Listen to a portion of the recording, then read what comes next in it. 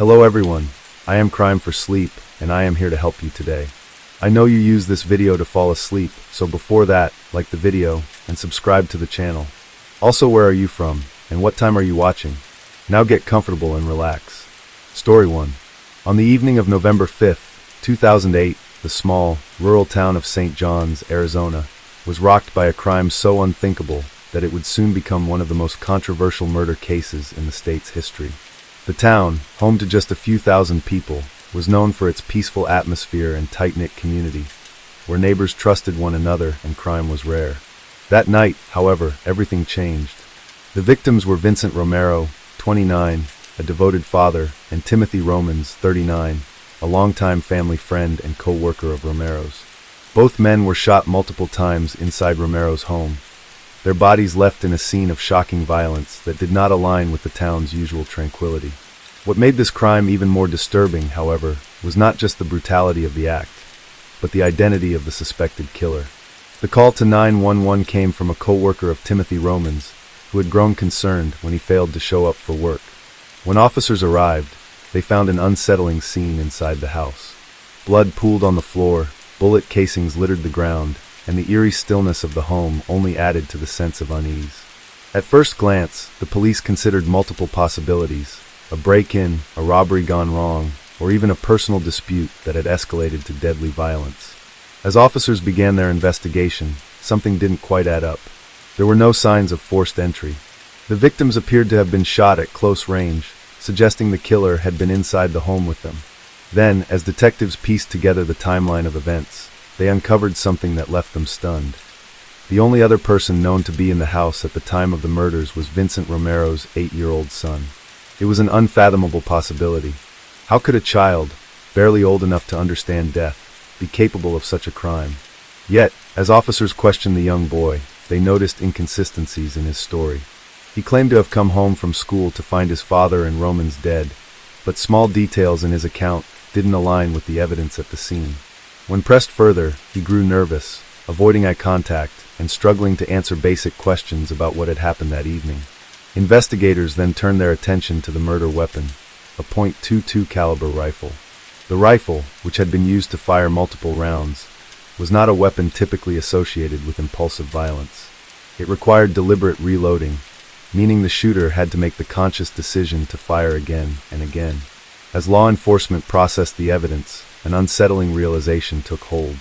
If the boy was responsible, then this was not a single accidental shot. It was multiple, intentional acts of violence.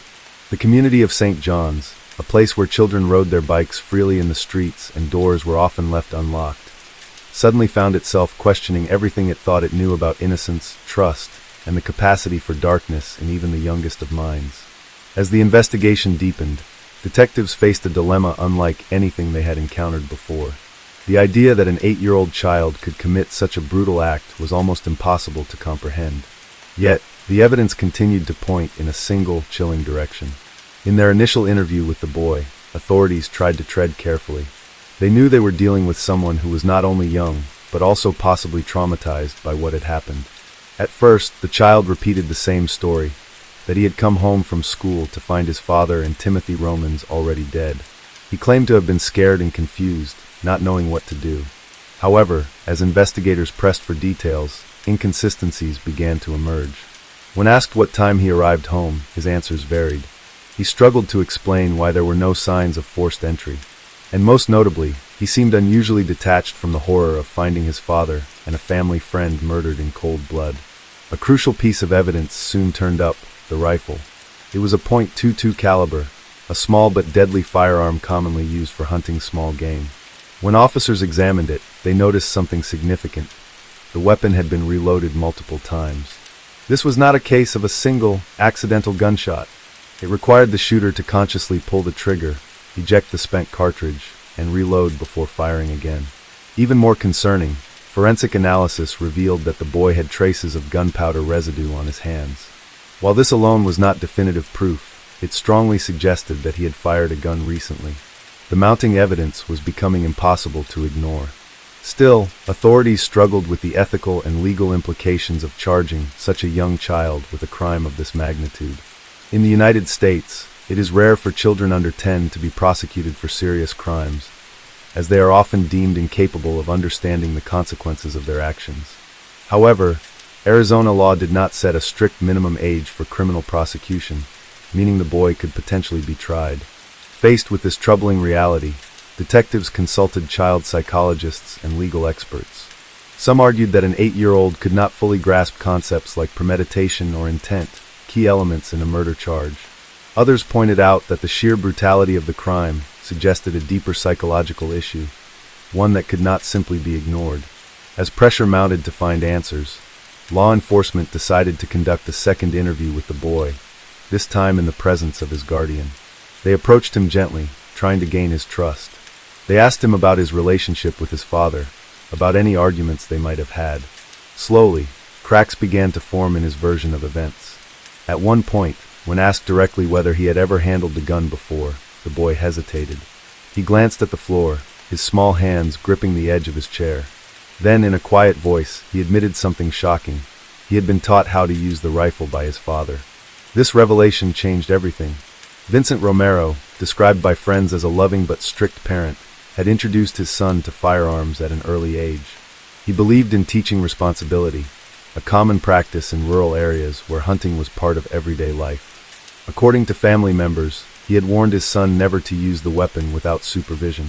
But something had gone terribly wrong. Investigators discovered that, in the days leading up to the murders, the boy had reportedly been disciplined for misbehaving. His father had taken away certain privileges, which may have led to feelings of resentment. Could this have been a factor? Was it possible that, in a moment of anger, the child had acted out in a way that no one could have anticipated? The case was growing more complex by the minute. Even if the boy had pulled the trigger, was he truly responsible in the way an adult would be? Or had his environment, upbringing, and emotional state played a role in an act he did not fully understand?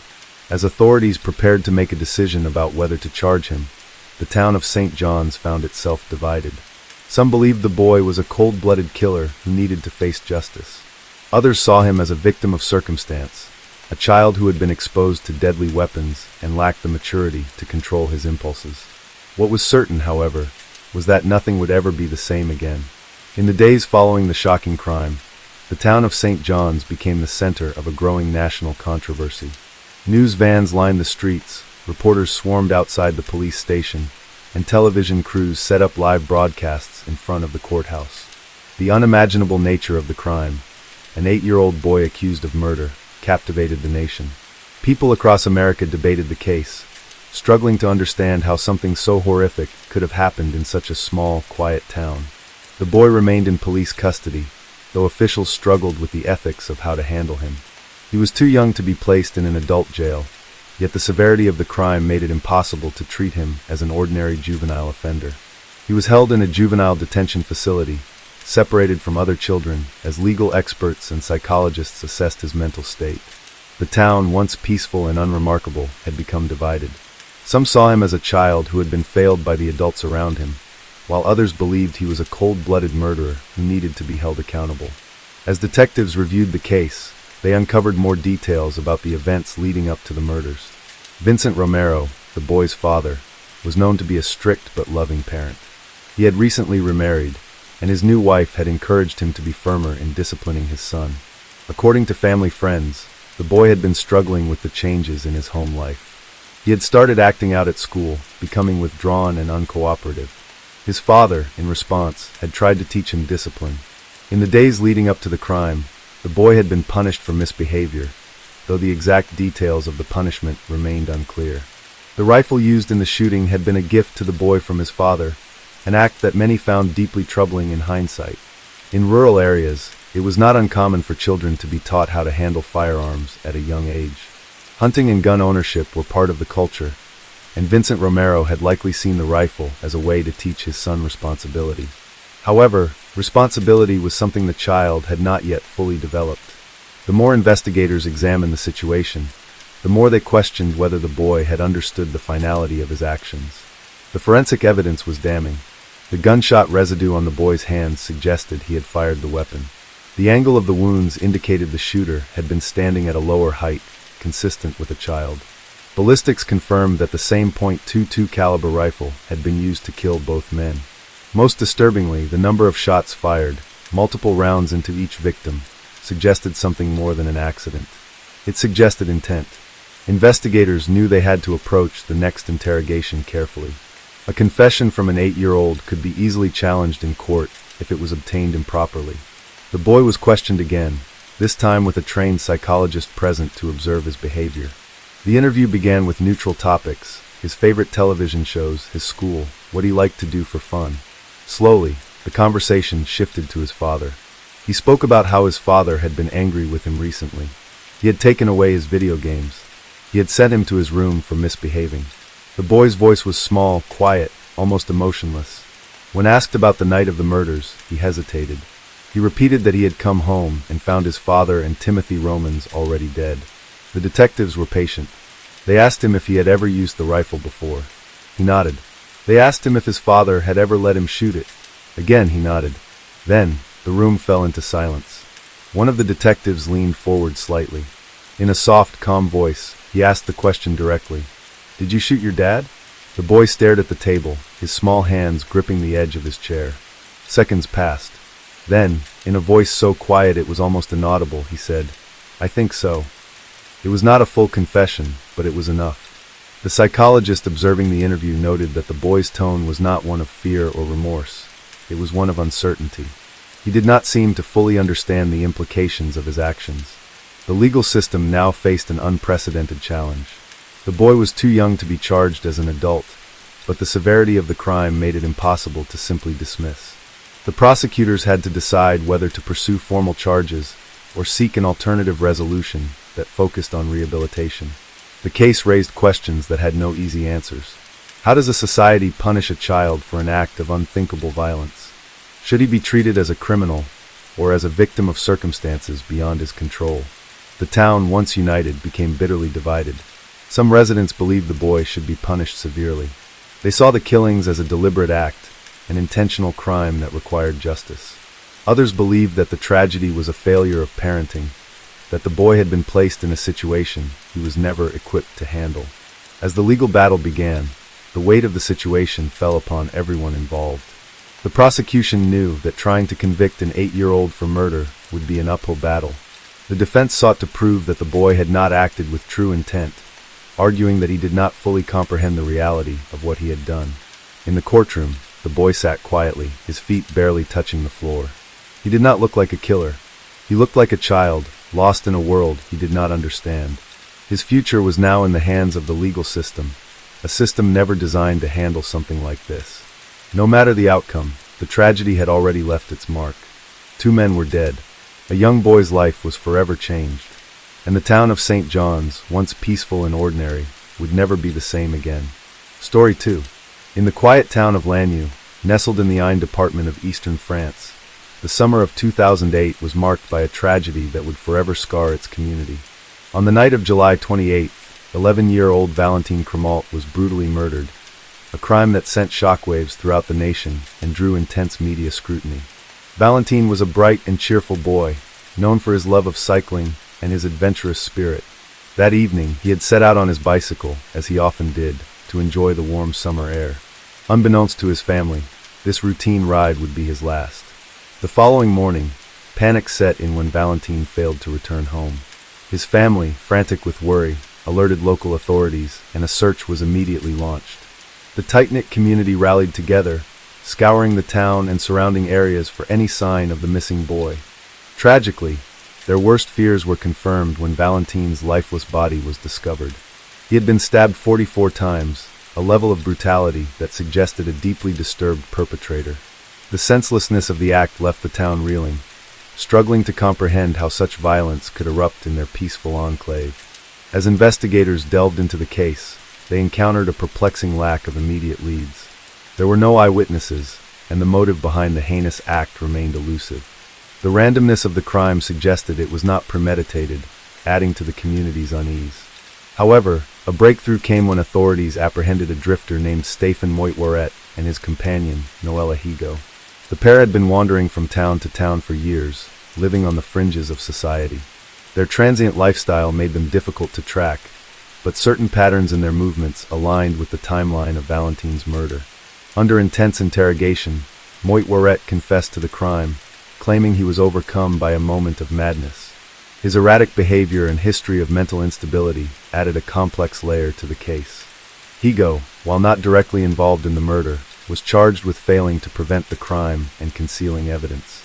The trial that ensued captivated the nation, as details of the couple's nomadic existence and the senselessness of their actions came to light. Psychiatric evaluations played a significant role in the proceedings, as the court grappled with questions of culpability and mental health. Ultimately, Moitwaret was sentenced to life imprisonment, while Higo received a lesser sentence for her complicity. Valentine's murder left an indelible mark on Lannion, prompting discussions about community safety, mental health awareness, and the challenges posed by transient individuals slipping through the cracks of society. The town continues to honor Valentine's memory, striving to heal while remaining vigilant to prevent such tragedies in the future. The arrest of Stephen Moitwaret and Noella Higo did little to ease the grief that had settled over Lannion. Valentine Cremalt's murder was not just a crime, it was an incomprehensible act of brutality that shattered the town's sense of security. Families no longer let their children roam freely as they once had, and the atmosphere of trust that had defined the community was replaced by a lingering sense of fear. How could something so horrific have happened in a town where everyone knew each other? What had driven Moitwaret to target an innocent child on that fateful night? As investigators delved deeper into the case, they uncovered a disturbing history. Stephen Moitwaret and Noella Higo were not ordinary drifters. They had spent years wandering across France, living a nomadic existence that kept them disconnected from society. Moitwaret, a man with an unsettling presence, had long exhibited signs of severe mental illness. Higo, his devoted partner, appeared to be both his enabler and his guardian, clinging to him with an almost fanatical loyalty. They had no fixed home, no stable jobs, and no clear purpose, only an erratic journey that had led them through countless towns, always moving, always avoiding attachment. What made their story even more unnerving was the belief system they had constructed around themselves. Moitwaret claimed to receive divine messages, insisting that he had a special mission on Earth. He spoke of visions, cryptic instructions from unseen forces, and a reality that was separate from what most people understood. Higo, despite having a background as a nurse, reinforced his delusions, supporting his increasingly erratic behavior instead of seeking help for his deteriorating mental state. In the days leading up to Valentine's murder, the couple had been seen in the nearby town of Nantua. Witnesses later recalled that their presence was unsettling, Moitwaret's wild-eyed expressions, Higo's quiet but intense demeanor. They drifted through villages like ghosts, leaving only whispers of unease in their wake. On the evening of July 28, 2008, they arrived in Lannion. No one knows exactly what went through Moitwaret's mind when he saw Valentine riding his bicycle through the town. Perhaps it was a sudden impulse, an urge he couldn't control. Perhaps he believed he was following one of his so-called divine commands. What was clear was that he had no connection to the boy, no reason to target him, only a violent madness that erupted without warning. According to the autopsy report, Valentine had fought back. The sheer number of stab wounds, 44 in total, painted a picture of unimaginable horror. Some of the wounds were deep, inflicted with terrifying force. Others seemed more frenzied, as if the attacker had lost himself in a blind rage. The boy's small body had been left on the side of the road, his bicycle lying nearby. It was a crime of pure chaos, devoid of motive, making it all the more terrifying. After the murder, Moitwaret and Higo did not run far. They continued their aimless wandering, as if nothing had happened. When police finally tracked them down, they found the pair in a makeshift camp outside another small village. Moitwaret seemed almost detached from reality, while Higo remained eerily calm. Neither showed any immediate remorse. The trial that followed was one of the most complex legal proceedings in France in recent years. The central question was not whether Moitwaret had committed the murder. There was overwhelming evidence against him. The real question was whether he could be held criminally responsible. His defense argued that he was insane, incapable of understanding his actions. The prosecution, however, painted a different picture. They described a man who, despite his delusions, was fully aware of what he was doing. The brutality of the attack, the repeated stabbing, the absence of any attempt to seek help afterward. These were not the actions of someone completely lost in a hallucination. Higo's role in the crime was also heavily scrutinized. While she had not physically harmed Valentine, her unwavering devotion to Moitworette had allowed his descent into madness to continue unchecked. Prosecutors argued that she had a duty to intervene, to seek help before his instability turned deadly. Some saw her as a victim, trapped in an abusive and manipulative relationship.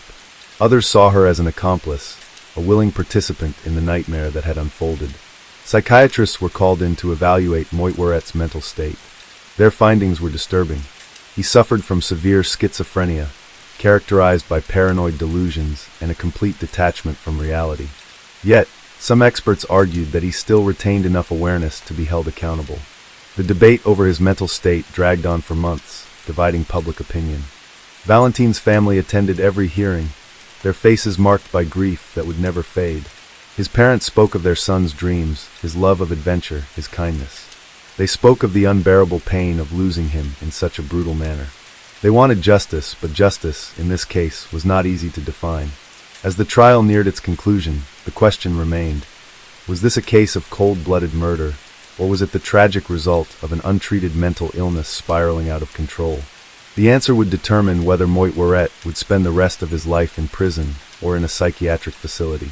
But for Valentine's family, no verdict could undo the loss they had suffered. Their son was gone, taken by a force they could neither predict nor understand. And nothing could bring him back. The final days of the trial were filled with tension, heated debates, and a sense of exhaustion that weighed heavily on everyone involved. The courtroom was packed, reporters, legal analysts, and grieving members of the Cremalt family, all watching as the fate of Stephen Moitworette and Noella Higo was decided. Outside, crowds gathered, some demanding the harshest punishment possible, others questioning whether a man as mentally disturbed as Moitworette should even stand trial in the first place. For weeks, the prosecution had argued that despite Moitworette's delusions, he was fully aware of his actions when he stabbed Valentine Cremalt 44 times. They described the brutal nature of the attack in detail, forcing the court to confront the unimaginable violence inflicted on an innocent child. They pointed to Moitworette's ability to flee, his attempts to cover his tracks, and his prior history of erratic but deliberate behavior as evidence that he was not completely detached from reality. If he had truly believed he was following some divine command, why had he shown signs of evasion afterward? Why had he not turned himself in? The defense countered with an equally compelling argument. They called expert witnesses who described Moitworette's lifelong struggle with schizophrenia, his extreme paranoia, his delusions of grandeur. He had been hearing voices for years, convinced that he had a special mission from a higher power. Psychiatric reports confirmed that his mental condition had been deteriorating for a long time, exacerbated by his isolated, transient lifestyle. The defense insisted that he was not a cold-blooded murderer, but a deeply sick man who had lost control of his mind. They pleaded with the court to recognize his insanity and spare him from a traditional prison sentence. Noella Higo's role in the crime was more ambiguous, and that ambiguity made her case just as contentious. She had not wielded the knife, had not physically harmed Valentine, yet she had stayed by Moitworette's side, never intervening, never seeking help. Prosecutors argued that she had enabled a dangerous man, feeding into his delusions instead of stopping him. Some even suggested that she had exercised a form of control over him, pushing him further into madness rather than trying to pull him out. The defense, however, painted her as a victim of psychological manipulation, a woman trapped in an unhealthy, dependent relationship with a man whose grip on reality was slipping away. Throughout the trial, Moitworette sat mostly in silence, his face vacant, his demeanor eerily detached. There were moments when he seemed to barely comprehend the gravity of what was happening, moments when he mumbled about visions and divine messages. Higo, in contrast, remained stoic but visibly tense. At times, she clutched the edge of the table in front of her, as though trying to ground herself in the present. The Cremalt family's presence in the courtroom was a constant reminder of what this case was truly about. Not legal arguments, not psychiatric evaluations, but the life of an 11-year-old boy who had been robbed of his future. Valentine's parents gave heartbreaking testimony about their son. The boy who had loved to ride his bike, who had dreamed of traveling the world, who had been taken from them in a moment of senseless violence. Their pain was immeasurable, their loss irreplaceable. When the verdict was finally read, there was no sense of victory, only a grim acceptance of the inevitable. Stephen Moitworette was found guilty of murder, but was declared to have diminished responsibility due to his severe mental illness. He was sentenced to life in a high-security psychiatric hospital rather than a traditional prison. The ruling was a compromise of sorts, recognizing both the gravity of the crime and the undeniable reality of his condition. Noela Higo, meanwhile, was convicted of failing to prevent the crime and was sentenced to 18 years in prison. The decision sparked debate. Some felt she had gotten off too lightly, that she had played a larger role than the court acknowledged. Others believed she was as much a victim of Moitwaret's madness as Valentine had been, trapped in a toxic, destructive partnership. In the years that followed, the case remained a haunting memory in France's collective consciousness. It sparked widespread discussions about mental health, criminal responsibility, and the dangers of untreated psychiatric disorders. Questions were raised about how Moitwaret had been allowed to wander the country unchecked for so long, how his illness had gone unnoticed or ignored until it was too late. For Valentine's family, however, no legal outcome could undo what had happened. His parents withdrew from public life, unable to bear the constant media attention that had followed the case. They moved away from Lannion, unable to walk the same streets where their son had once played. Their lives had been permanently altered by an encounter that lasted only minutes, but left a wound that would never heal. Lannion itself changed after the murder. The town, once known for its quiet charm, became infamous for the crime that had taken place there. Strangers from other parts of France would mention it with hushed voices, associating it forever with the tragedy of that summer night. Parents became more protective. Children were no longer allowed to play outside as freely, and a deep-seated anxiety lingered long after the case had been closed. Moitwaret remains confined in a psychiatric hospital, undergoing treatment that came far too late. His condition has reportedly not improved significantly. He continues to talk about his mission, his voices, his visions of a reality separate from the one everyone else lives in. Higo, meanwhile, served her time and was eventually released, disappearing from public view. Some believe she was a passive bystander who failed to act, while others see her as a manipulative presence who had fueled Moitwaret's madness rather than stopping it. But for those who knew Valentine, none of these details truly matter. His story is not about Moitwaret's illness or Higo's complicity. It is about an innocent boy whose life was stolen in an act of senseless, unprovoked violence. It is about a family that lost their child, a town that lost its innocence, and a nation that was forced to confront the darkest corners of the human mind. And in the end, it is about the tragedy of a life that should have been so much more, a life that ended far too soon, in a moment that can never be undone. Story 3. In the early hours of June 29, 2008, the quiet neighborhood of New Cross in southeast London was shattered by a crime of unimaginable brutality. Two French postgraduate students, Laurent Bonomo and Gabriel Ferez, both 23, were found murdered in a ground-floor flat on Sterling Gardens. The sheer savagery of the attack and the subsequent arson that sought to conceal it sent shockwaves through both the local community and their homeland, prompting an intense investigation by the Metropolitan Police. Laurent Bonomo and Gabriel Ferez were biochemistry students from the esteemed Polytech Clermont-Ferrand in France. They had arrived in London as part of a 3-month exchange program at Imperial College, eager to advance their research and immerse themselves in the cultural tapestry of the city. Described by peers and professors alike as brilliant and dedicated, both young men had promising futures ahead of them. On that fateful night, emergency services were summoned to the flat due to reports of a fire. Upon extinguishing the flames, firefighters made a gruesome discovery: the bound and mutilated bodies of Bonomo and Ferez. The post-mortem examinations revealed a level of violence that was both frenzied and methodical. Bonomo had suffered an astonishing 196 stab wounds, while Ferez had been stabbed 47 times. The majority of the injuries were concentrated on their heads, necks, and chests, indicating a prolonged and torturous ordeal. The fire, deliberately set using a petrol-like accelerant, was intended to destroy evidence, but instead drew immediate attention to the heinous crime. Investigators faced immense pressure to solve the case swiftly, given its international implications and the sheer horror of the act. Initial inquiries uncovered that, just a week prior to the murders, Bonomo's flat had been burgled, with a laptop reported stolen. This led detectives to consider whether the same perpetrator was involved or if the burglary and murders were coincidental. The absence of forced entry suggested that the victims might have known their assailant, or perhaps the door had been left unsecured, a common practice in shared accommodations. As the investigation progressed, A significant breakthrough came when witnesses reported seeing a man fleeing the scene shortly after the fire was set. An e-fit was released, depicting a white male, aged between 30 and 40 of slight build, wearing a light-colored baseball cap and a dark top emblazoned with the word Junfan.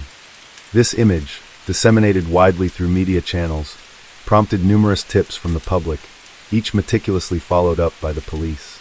The brutality of the murders, combined with the youth and potential of the victims, resonated deeply in both the UK and France. Vigils were held in their honor, with communities coming together to mourn the loss and express solidarity. The French government, alarmed by the violent deaths of its citizens abroad, collaborated closely with British authorities, offering resources and support to ensure justice was served. Despite the e-fit and public appeals, the investigation faced challenges. The lack of clear motive, combined with the calculated attempt to erase evidence through arson, suggested a perpetrator who was both reckless and cunning. Detectives delved into the backgrounds of Bonomo and Ferez, searching for any clues that might hint at a reason for such targeted aggression. However, both were found to be exemplary students with no known enemies or involvement in activities that could provoke such violence. As days turned into weeks, the pressure mounted. The media scrutiny intensified, with headlines questioning the safety of international students in London and the efficacy of the police response. Behind the scenes, detectives worked tirelessly, re-examining evidence, conducting interviews, and liaising with international agencies. The haunting question remained: who could commit such a monstrous act and why? Unbeknownst to the public, the investigation was on the cusp of a breakthrough that would shed light on the dark recesses of human nature and bring a semblance of justice to the grieving families of Laurent Bonomo and Gabriel Ferez. The police knew that solving the murders of Laurent Bonomo and Gabriel Ferez would require piecing together a puzzle where the most crucial elements were hidden in the ashes of the crime scene. The severity of the attack, over 240 stab wounds between the two victims, suggested not just a simple burglary gone wrong, but a crime driven by something far more sinister. Was it rage? Was it premeditated? Or was it the random act of a deeply disturbed individual? Investigators had to find out, and they had to do it fast. As forensic teams combed through the scorched remains of the flat, they found evidence that suggested the fire had been started deliberately using an accelerant. The purpose was clear. The killer had tried to destroy evidence, perhaps in a panic after realizing the brutality of what had been done. However, this act of desperation worked against the perpetrator. The fire hadn't consumed everything. Hidden beneath layers of soot and debris, key pieces of evidence remained intact, offering potential clues that would bring investigators closer to the truth. One of the most significant discoveries was a discarded latex glove near the bodies, partially melted by the fire. Inside, forensic scientists found traces of DNA that did not belong to either of the victims. This was a breakthrough. If they could match the DNA to someone in the system, they would have their suspect. But there was no immediate match. The killer, whoever they were, had no previous criminal record, or at least not one that was in the UK database.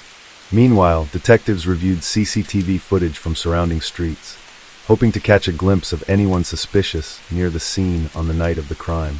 Hours of footage were analyzed frame by frame, but nothing immediately stood out. The person who set the fire had moved carefully, avoiding the main roads where cameras were positioned. The only real lead came from eyewitness reports. A man seen running from the scene wearing a dark top with the word Junfan on it. It wasn't much, but it was a start. As investigators worked tirelessly behind the scenes, the impact of the murders rippled through the community. Friends and fellow students of Laurent and Gabriel were devastated. Many spoke to the press about their memories of the two young men, how passionate they were about science, how they had come to London full of excitement for their futures. Their families, still in France, were in a state of shock, struggling to comprehend how their sons, who had only wanted to further their education, had met such a horrific fate. The pressure on law enforcement increased daily. The French government was closely monitoring the investigation, demanding swift action and justice for their citizens. The British media was relentless in its coverage, with headlines questioning the safety of foreign students in London and criticizing the Metropolitan Police for not making an arrest sooner.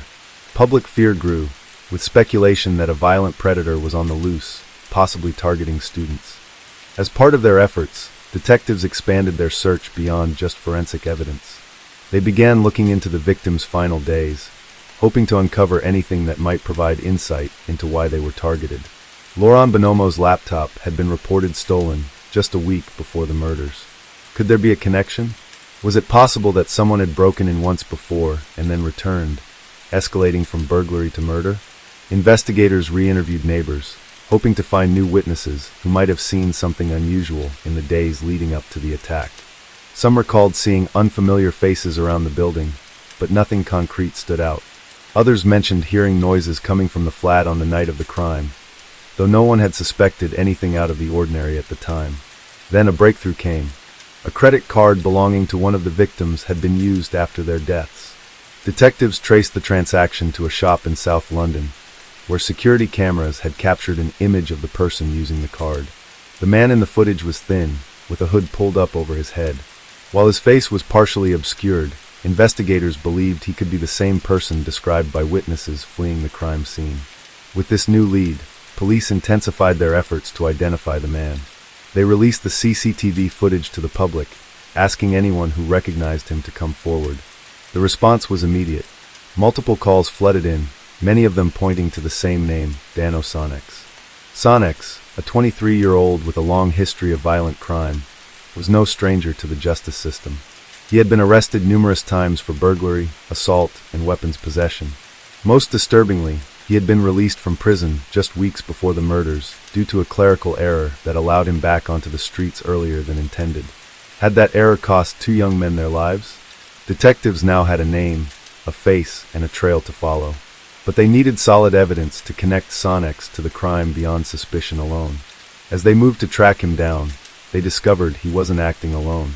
There was another man, Nigel Farmer, an acquaintance of Sonex with a similarly troubled past. Together, they had formed a dangerous duo, one that was about to be brought to justice. But would it be too late? And what exactly had driven them to commit such an act of savagery? The answers would be revealed in the days that followed, as police closed in on the two men responsible for one of the most horrific crimes in recent British history.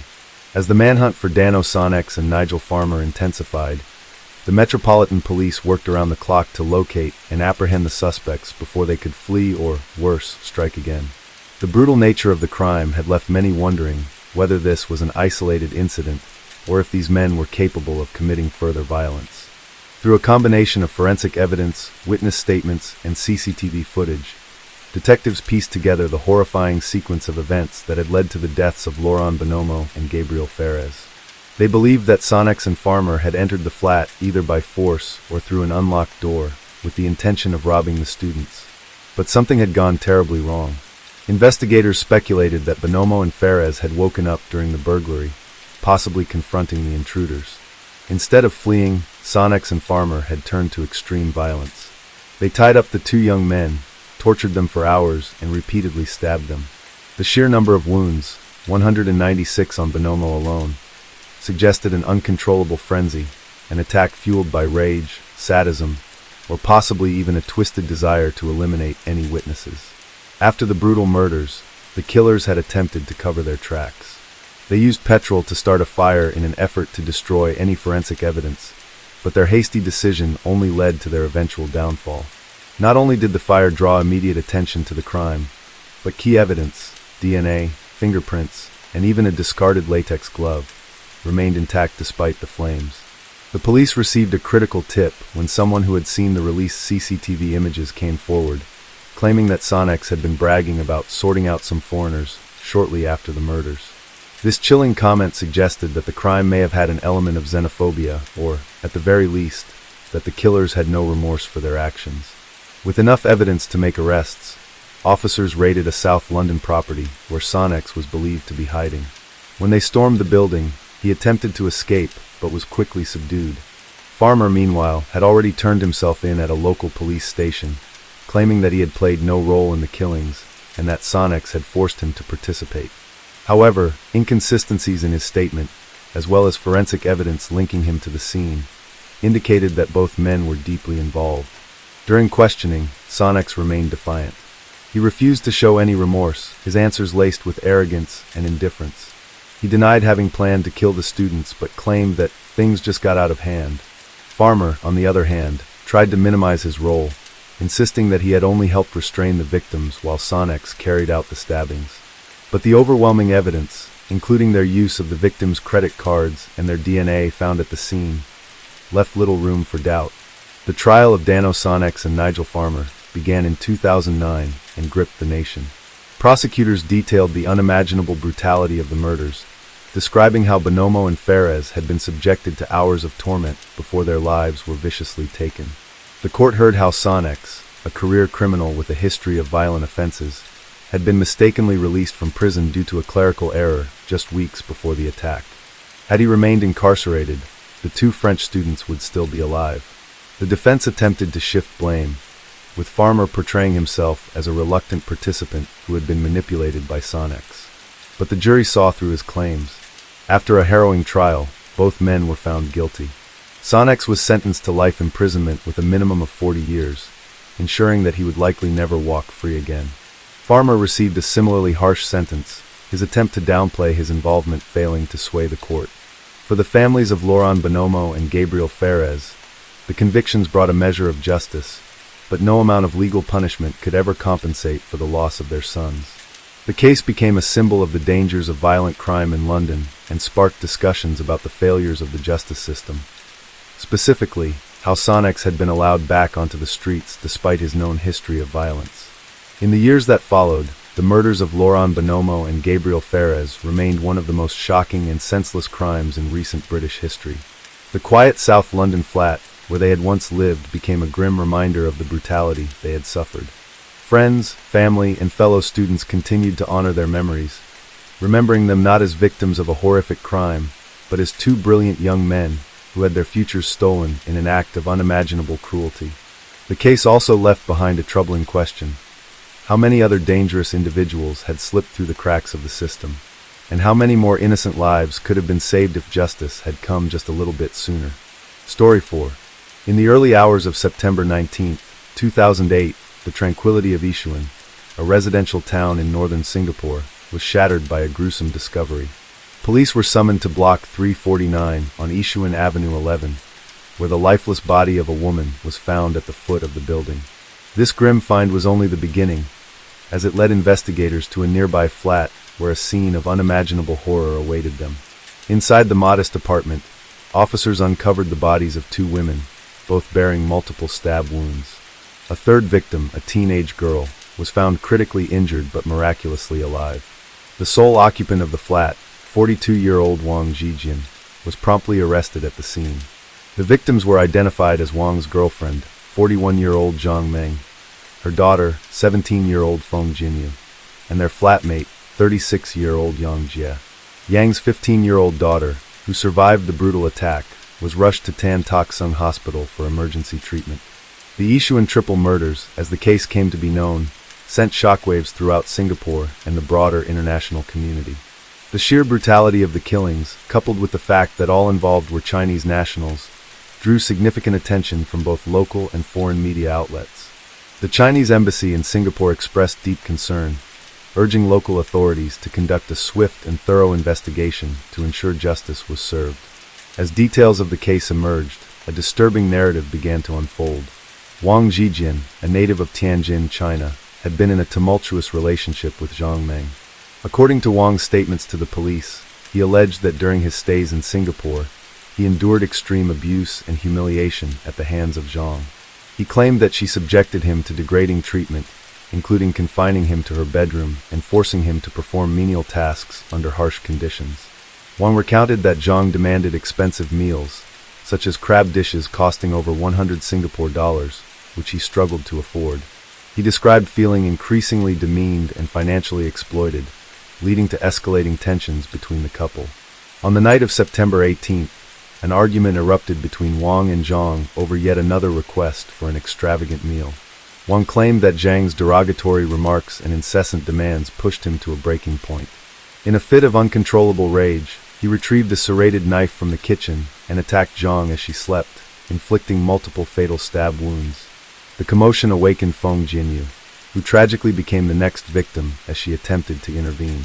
The violence then extended to their flatmates, resulting in Yang Jie's death and severe injuries to her daughter. The aftermath of the murders left the Yichuan community in a state of shock and mourning. Neighbors recounted hearing frequent arguments from the flat in the weeks leading up to the incident, but were unprepared for the horrific outcome. The surviving teenager faced a long road to physical and emotional recovery, supported by family members who traveled from China upon hearing the tragic news. Wang Zhijian was charged with 3 counts of murder and 1 count of attempted murder. During his trial, he portrayed himself as a victim of prolonged abuse, suggesting that his actions were a result of accumulated rage and desperation. However, the prosecution painted a different picture, depicting Wang as a man capable of extreme violence, who chose to respond to personal grievances with lethal force. The Yishuan triple murders not only highlighted the potential for domestic disputes to escalate into deadly violence, but also underscored the challenges faced by foreign nationals living abroad. The case prompted discussions about the availability of support systems for individuals in abusive relationships and the importance of community intervention before conflicts reach a tragic conclusion.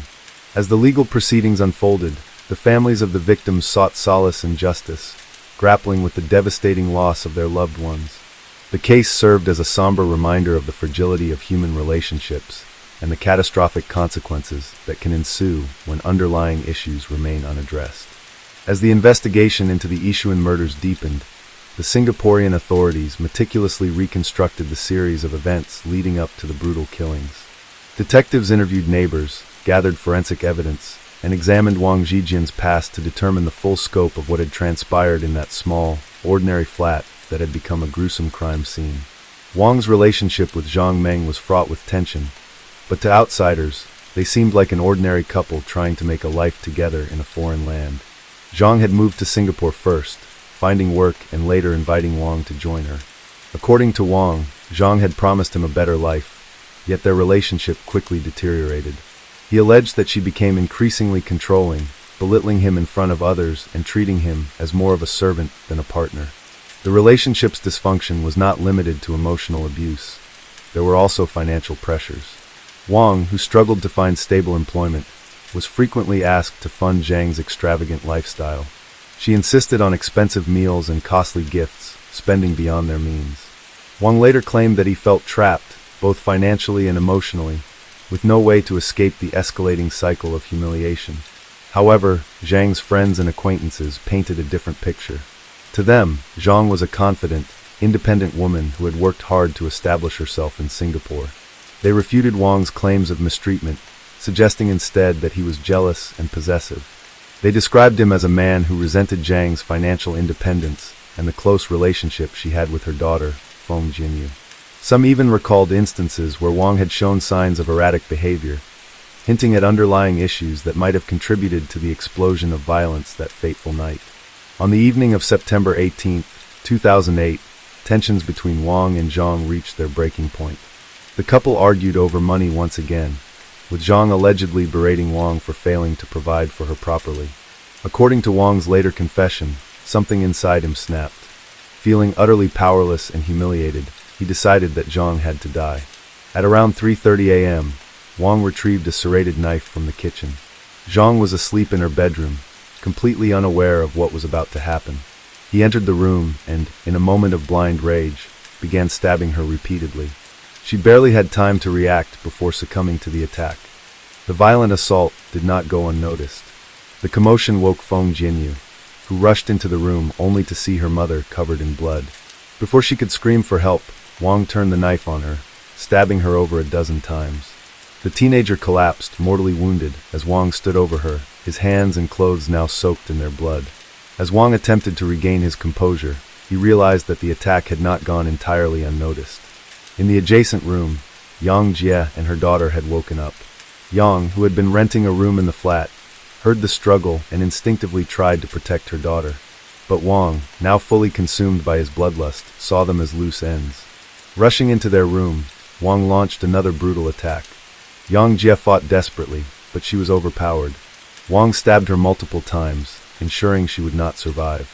As he turned his attention to her 15-year-old daughter, the girl tried to flee, but Wang caught her before she could escape. He stabbed her repeatedly, believing he had eliminated all witnesses.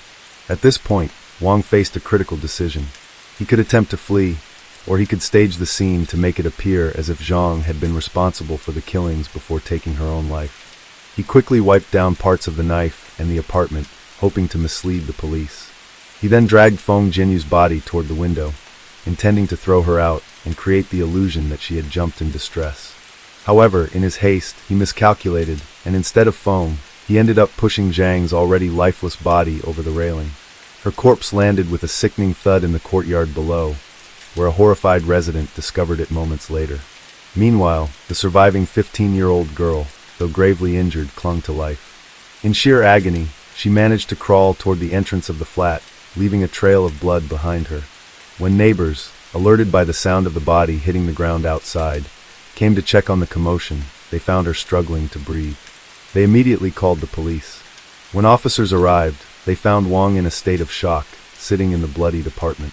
He did not attempt to resist arrest. Instead, he seemed dazed, as if unable to comprehend the carnage he had just unleashed. Forensic investigators meticulously examined the crime scene, gathering DNA samples, fingerprint evidence, and studying the blood patterns throughout the apartment. The brutality of the attack was overwhelming.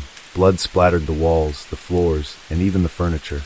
The sheer number of stab wounds on each victim indicated a level of rage rarely seen in domestic homicides.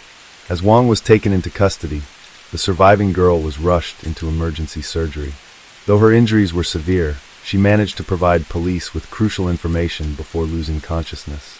Her testimony confirmed that Wang had been the sole attacker, crushing any possibility of his fabricated story about Zhang committing the killings before taking her own life. The Yishuan community was left in disbelief. The residents of the building had known Zhang and her daughter as friendly, kind-hearted people who never caused trouble.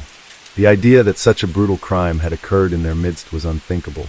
Parents became more cautious, and neighbors who had previously taken their safety for granted now locked their doors more carefully at night.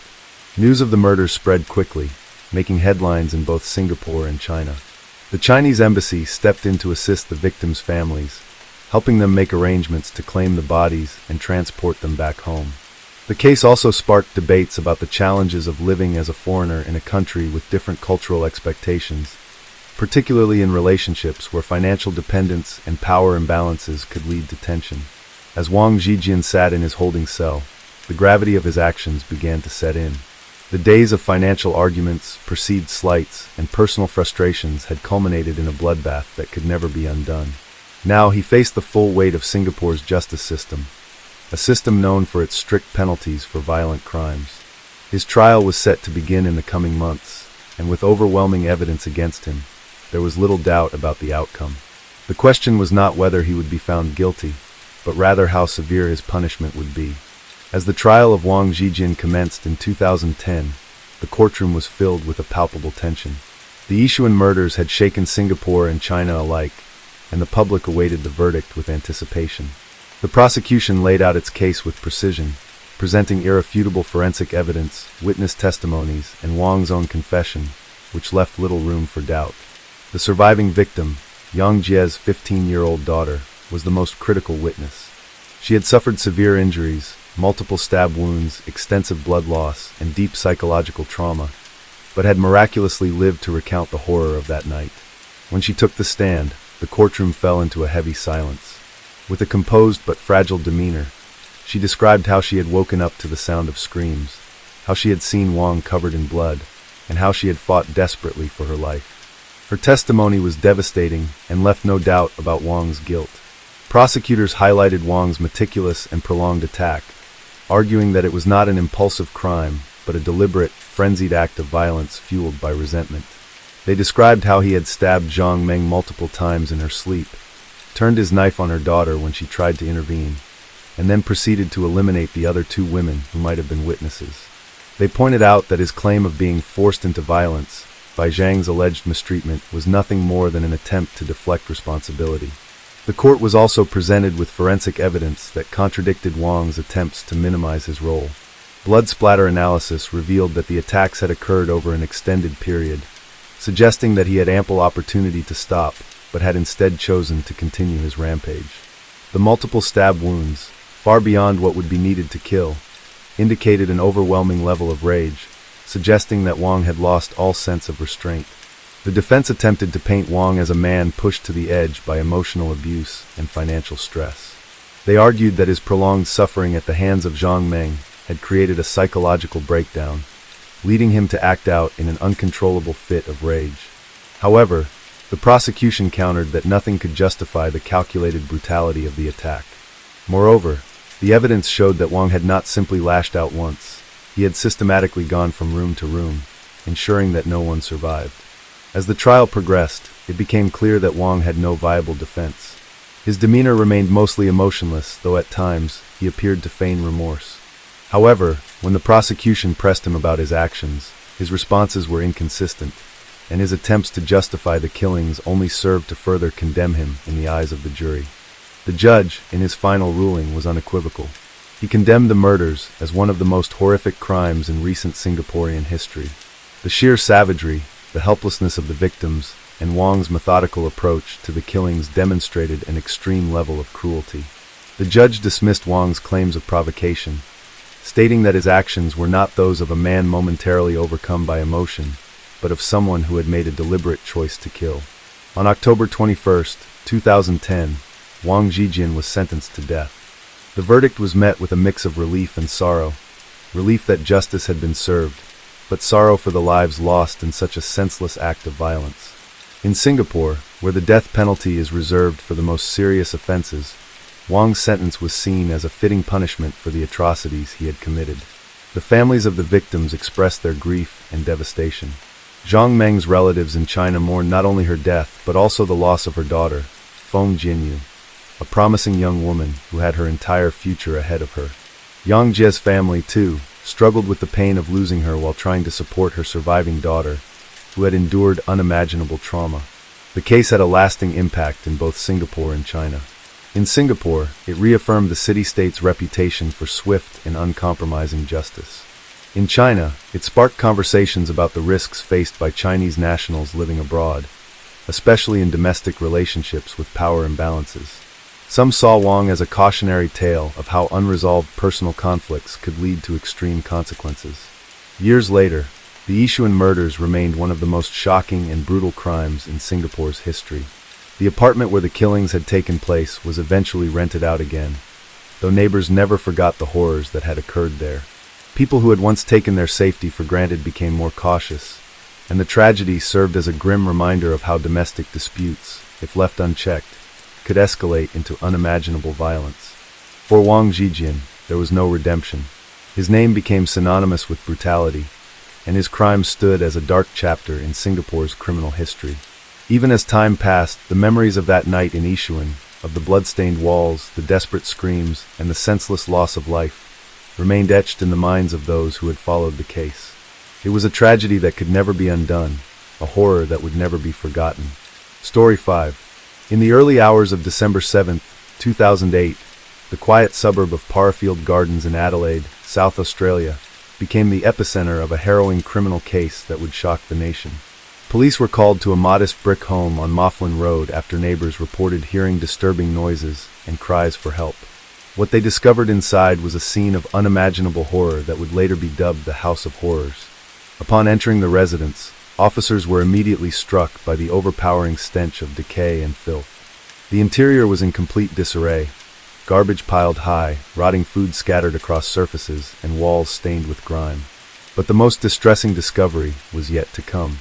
In one of the dimly lit back rooms, they found 4 children, ranging in age from 2 to 7 years old, huddled together on a soiled mattress. The children were emaciated, covered in dirt, and bore signs of severe neglect and abuse. The children's mother, 26-year-old Angela Smith, name changed for privacy, was found in a nearby room, incoherent and under the influence of substances.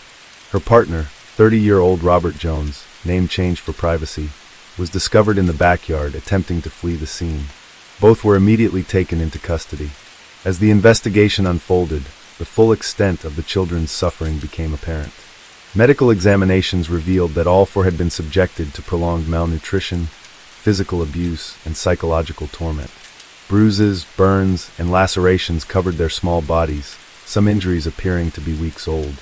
The eldest child, a 7-year-old girl, had multiple untreated fractures, indicating a history of repeated assaults. Neighbors expressed shock and disbelief, stating that while they had occasionally heard disturbances, they had no idea of the severity of the situation inside the home. Many admitted to hearing the children crying, but assumed it was typical childhood behavior. One neighbor recounted, "I heard them crying at night sometimes, but I never imagined something like this was happening. I feel terrible for not checking in." Further investigation into Smith and Jones's backgrounds revealed a history of substance abuse, domestic violence, and prior interactions with Child Protective Services. Records indicated that the family had been reported multiple times over the past few years, but each case was closed after minimal intervention. This raised serious questions about the effectiveness of the child welfare system and whether more could have been done to prevent the prolonged abuse of these innocent children. The media quickly picked up on the story, and the Parafield Gardens House of Horrors became a national headline. Public outrage was palpable, with many calling for immediate reforms in child protection policies and more stringent monitoring of at-risk families. Vigils were held across Adelaide, with communities coming together to show support for the rescued children and to demand justice. In the months that followed, Smith and Jones faced multiple charges, including aggravated assault, neglect, and endangering the welfare of a child. Both pleaded not guilty, with their defense teams citing their struggles with addiction and mental health issues as contributing factors. However, the overwhelming evidence presented by the prosecution painted a grim picture of systematic abuse and willful neglect. The children were placed into the care of social services and underwent extensive medical treatment and counseling. Foster families were carefully selected to provide them with the stable and loving environments they had been cruelly denied. Updates on their progress were limited to protect their privacy, but reports indicated that they were slowly beginning to heal from their physical and emotional scars. This tragic case served as a catalyst for change in South Australia's child protection system. Reviews were conducted, policies were re-evaluated, and efforts were made to ensure that warning signs would not be overlooked in the future. While no amount of reform could erase the trauma endured by the children of Parafield Gardens, it was a collective hope that such measures would prevent similar tragedies from occurring.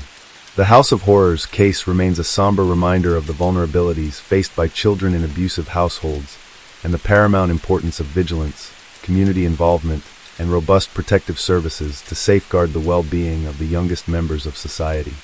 The legal proceedings against Angela Smith and Robert Jones were among the most highly publicized in South Australia's recent history. Public anger was immense, with heated debates on television, radio, and social media about how such prolonged abuse had gone unnoticed.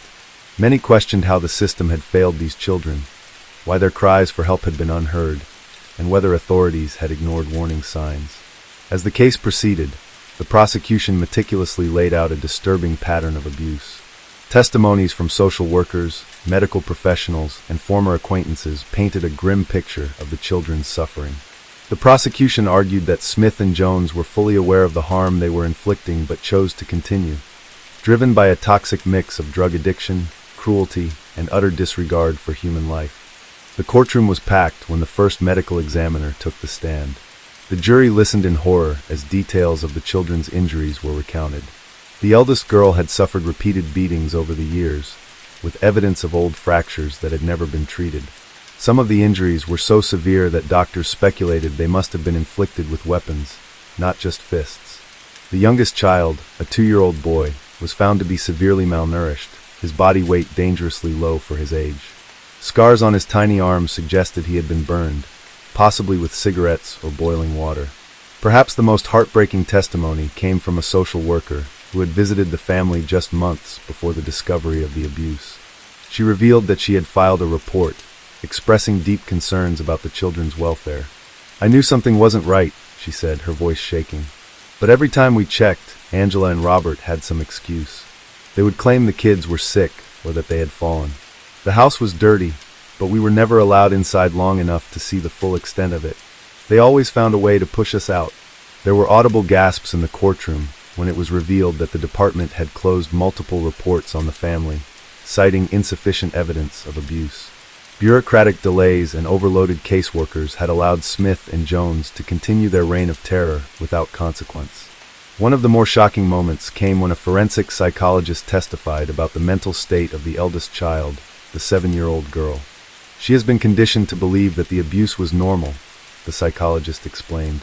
"She didn't cry when we asked about her injuries because, to her, this was just life. She assumed all children were treated this way." When it was time for the defense to present its case, Smith and Jones's lawyers tried to shift the blame. They portrayed the couple as victims of their own troubled pasts, citing addiction and poverty as key factors. They argued that Smith had suffered abuse herself as a child and had never been given the proper resources to heal. Jones's attorney claimed that he had been suffering from severe depression, which led to substance abuse and violent outbursts. But the public had no sympathy. Their drug addiction did not excuse the suffering of the innocent children trapped in that house of horrors. Prosecutors countered that despite their struggles, Smith and Jones had repeatedly chosen drugs over the well-being of their children. They had spent money on substances while their children starved. They had locked them in rooms while they got high. They had used brutality instead of love. Midway through the trial, a particularly chilling piece of evidence was introduced. Audio recordings retrieved from a neighbor's phone. The neighbor, an older woman who lived next door, had begun recording after hearing disturbing sounds coming from the house at night. On one recording, a child's voice could be heard begging, "Please, Mommy, please stop," followed by the sound of something heavy striking flesh. Another recording captured a low, slurred voice, presumably Jones's, muttering, "Shut up before I make you shut up for good." The jury looked visibly shaken as these recordings played in the silent courtroom. Some members of the public wept. The sheer cruelty embedded in those moments was undeniable. As the trial reached its final stages, the children's fate remained uncertain. Experts debated whether they could ever recover from such prolonged trauma. The legal system could punish Smith and Jones, but what about the psychological scars left on those four innocent children? Would they ever truly feel safe again? The weight of the case extended far beyond the courtroom. It had exposed deep flaws in Australia's child protection services, flaws that had allowed these children to suffer unnoticed. The government launched an immediate review of welfare policies, promising changes to prevent another tragedy like this. Advocacy groups called for harsher penalties for child abusers, as well as increased funding for intervention programs. For the public, the case was no longer just about Smith and Jones. It was about ensuring that no child would be left in the shadows again. It was about demanding accountability from the systems meant to protect the most vulnerable. And as the trial neared its conclusion, everyone awaited the moment when justice would finally be served. As the final day of the trial approached, the atmosphere in the courtroom was tense. The prosecution had presented overwhelming evidence of prolonged abuse, and the defense had failed to convince the jury that Smith and Jones deserved leniency. The weight of public outrage was immense. There was no room for mercy for two people who had inflicted such suffering on innocent children. When the judge entered the courtroom, the room fell silent. The jury had reached a verdict. Everyone waited with bated breath as the foreman stood and delivered the words that would seal the fate of Angela Smith and Robert Jones. Guilty on all counts. There was no gasp of surprise. The evidence had been undeniable, the crimes too horrifying to ignore. The only question left was sentencing. Would the judge hand down the maximum punishment available under the law? Before sentencing, the judge took a long pause, surveying the courtroom. Then he spoke in a slow, deliberate tone. This case has shaken the conscience of this nation. The level of cruelty inflicted upon these children is beyond comprehension. You, Angela Smith and Robert Jones, have failed in your most basic duty as parents. Instead of providing love and protection, you subjected your own children to torture, starvation, and unrelenting fear. There is no justification, no excuse that can lessen the horror of what you have done. He continued, his voice heavy with condemnation. These children will carry the scars of your abuse for the rest of their lives. They will never forget the pain, the hunger, the nights spent wondering if they would live to see another day. And that is something that no sentence can ever truly rectify. The judge then handed down the punishment. Smith and Jones were both sentenced to life in prison, with a minimum of 25 years before eligibility for parole. For the severity of their crimes, this was the strongest possible sentence under Australian law at the time. The courtroom erupted in quiet murmurs, some relieved, others believing that even this was too lenient for the horrors they had inflicted. Neither Smith nor Jones showed much reaction. Smith stared down at the table, while Jones sat motionless, his face expressionless. Perhaps they had accepted their fate long before this moment, or perhaps they simply lacked the capacity for remorse. But the legal battle was only one part of the story. Outside the courtroom, another struggle was taking place, the fight to heal the children who had suffered so much. In the weeks following the verdict, updates on the children's progress were limited due to privacy concerns. What was known, however, was that they had been placed with experienced foster families, where they were receiving round-the-clock care. The eldest girl, whose resilience had astounded investigators, was slowly beginning to speak more openly about her experiences. She had begun therapy, though experts warned that the damage inflicted upon her psyche would take years, possibly a lifetime, to overcome. The youngest child, the 2-year-old boy, had started to gain weight under proper medical supervision. His body was weak, his development delayed, but doctors were optimistic that with time and care, he could recover physically. The emotional trauma, however, was another matter entirely. The case had also prompted sweeping reforms. The South Australian government launched a full review of child protective services, implementing stricter oversight and expanding resources for social workers. The failures that had allowed Smith and Jones to continue abusing their children without intervention were dissected, and new policies were put in place to ensure that reports of abuse were taken more seriously. Public advocacy groups also sprang into action, organizing awareness campaigns about child neglect and domestic violence. Donations poured in for organizations that supported abused children, and for a time, it seemed as though the entire nation was united in its determination to prevent another tragedy like the one at Parafield Gardens. But no amount of policy change or legal action could undo the past. The horrors those 4 children had endured would always be a part of their history, a shadow cast over their childhoods. Years later, the Parafield Gardens case remained a haunting chapter in Australian criminal history. It was a stark reminder of the cruelty that could exist behind closed doors and the consequences of a system that failed to act in time. For Smith and Jones, prison walls would now be their home, their own personal hell, far removed from the world they had terrorized. And for their children, though their road to recovery would be long, there was at least one certainty. They would never have to endure that house of horrors again. Story 6. In March 2008, a peculiar and disturbing case unfolded in the rural town of Boolarra, Victoria, Australia. Julian Buchwald, a 22-year-old local resident, reported that he and his 17-year-old girlfriend, Carolyn Watson, had been abducted by a group of masked men while on a picnic. The couple claimed they were taken to a remote location, where they endured a harrowing 6-day ordeal before managing to escape. According to their initial statements, the assailants were members of a satanic cult who had targeted the couple for reasons unknown. Buchwald and Watson recounted being blindfolded, restrained, and subjected to psychological torment. They described how they were left in the wilderness, forced to navigate through dense bushland without food or proper clothing, all the while fearing for their lives. The media swiftly picked up the story, and the community was gripped by fear and outrage. Authorities launched an extensive investigation, deploying significant resources to track down the alleged perpetrators. However, as detectives delved deeper into the case, inconsistencies began to emerge in the couple's accounts. Upon closer examination, forensic evidence from the scene did not align with the victim's narrative. There were no signs of a struggle at the supposed abduction site, and the physical evidence suggested that the injuries sustained were not consistent with the described events. Moreover, witnesses reported seeing Buchwald purchasing supplies that would later be found in the area where the couple claimed to have been held captive. Under increased scrutiny, Buchwald's story began to unravel. Faced with mounting evidence, he eventually confessed that the entire abduction had been a fabrication. Driven by a misguided desire to test Watson's loyalty and elicit sympathy, Buchwald had orchestrated the kidnapping, going to great lengths to stage the scene and manipulate his girlfriend into believing they were in genuine danger. The revelation sent shockwaves through the community. What was initially perceived as a terrifying crime perpetrated by a dangerous cult was, in reality, a meticulously planned deception by someone the victim trusted.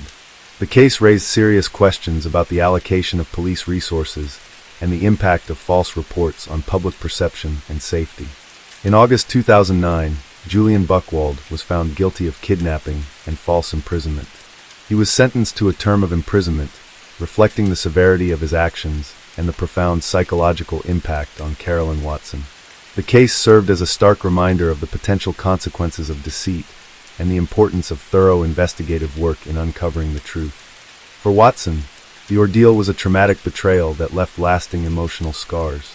She had been subjected to an elaborate ruse by someone she loved and trusted, leading to a profound sense of violation and mistrust. The community, too, grappled with the aftermath, as the incident had sown unnecessary fear and diverted attention from genuine cases requiring police intervention. This case underscores the complexities inherent in criminal investigations and the necessity for law enforcement to approach each case with a critical and discerning eye.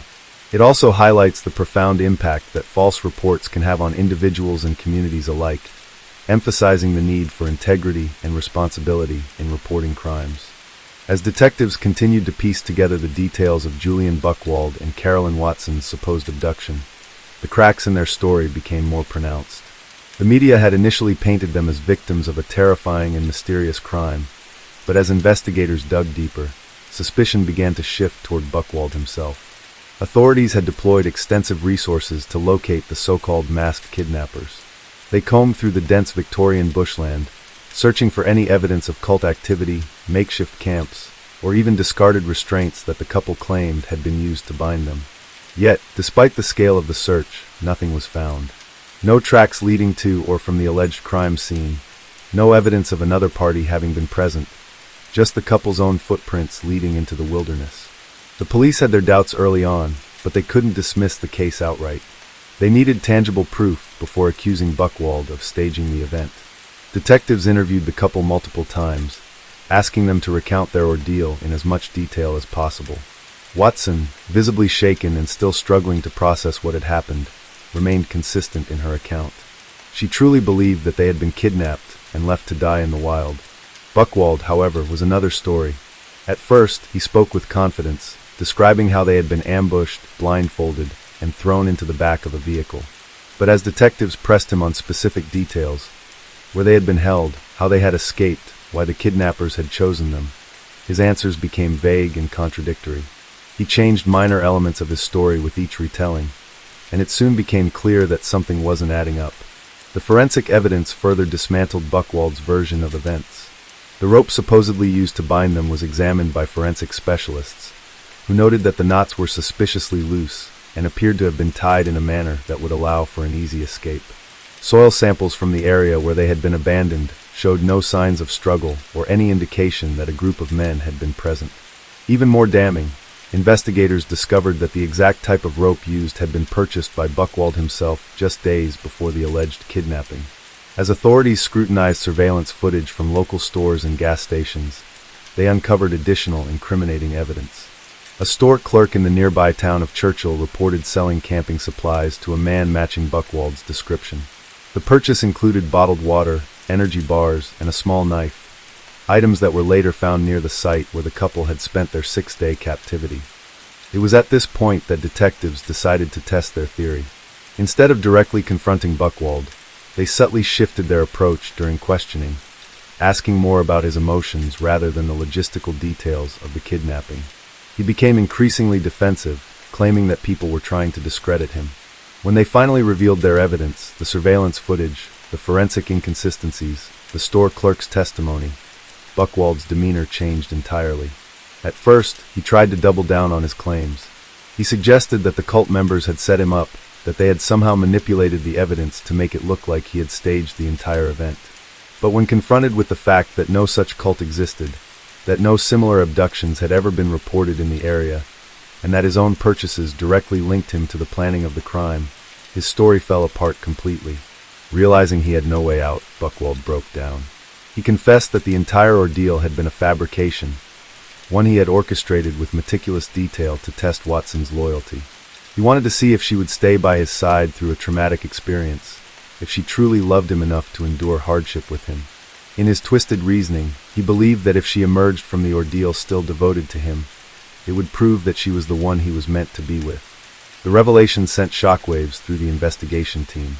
It was one thing to lie about a crime, but to subject someone to psychological torture, to manipulate and endanger them for personal validation, was something far more insidious.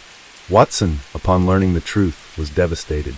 She had spent days fearing for her life, suffering from exhaustion, dehydration, and terror, all for the sake of her boyfriend's deranged experiment. With Buchwald's confession in hand, authorities arrested him on charges of kidnapping and false imprisonment. The case, once believed to be a sinister act of organized crime, was now exposed as an elaborate, self-serving deception. But the impact of his actions was far from over. Watson, now grappling with the emotional aftermath, faced an uphill battle toward recovery.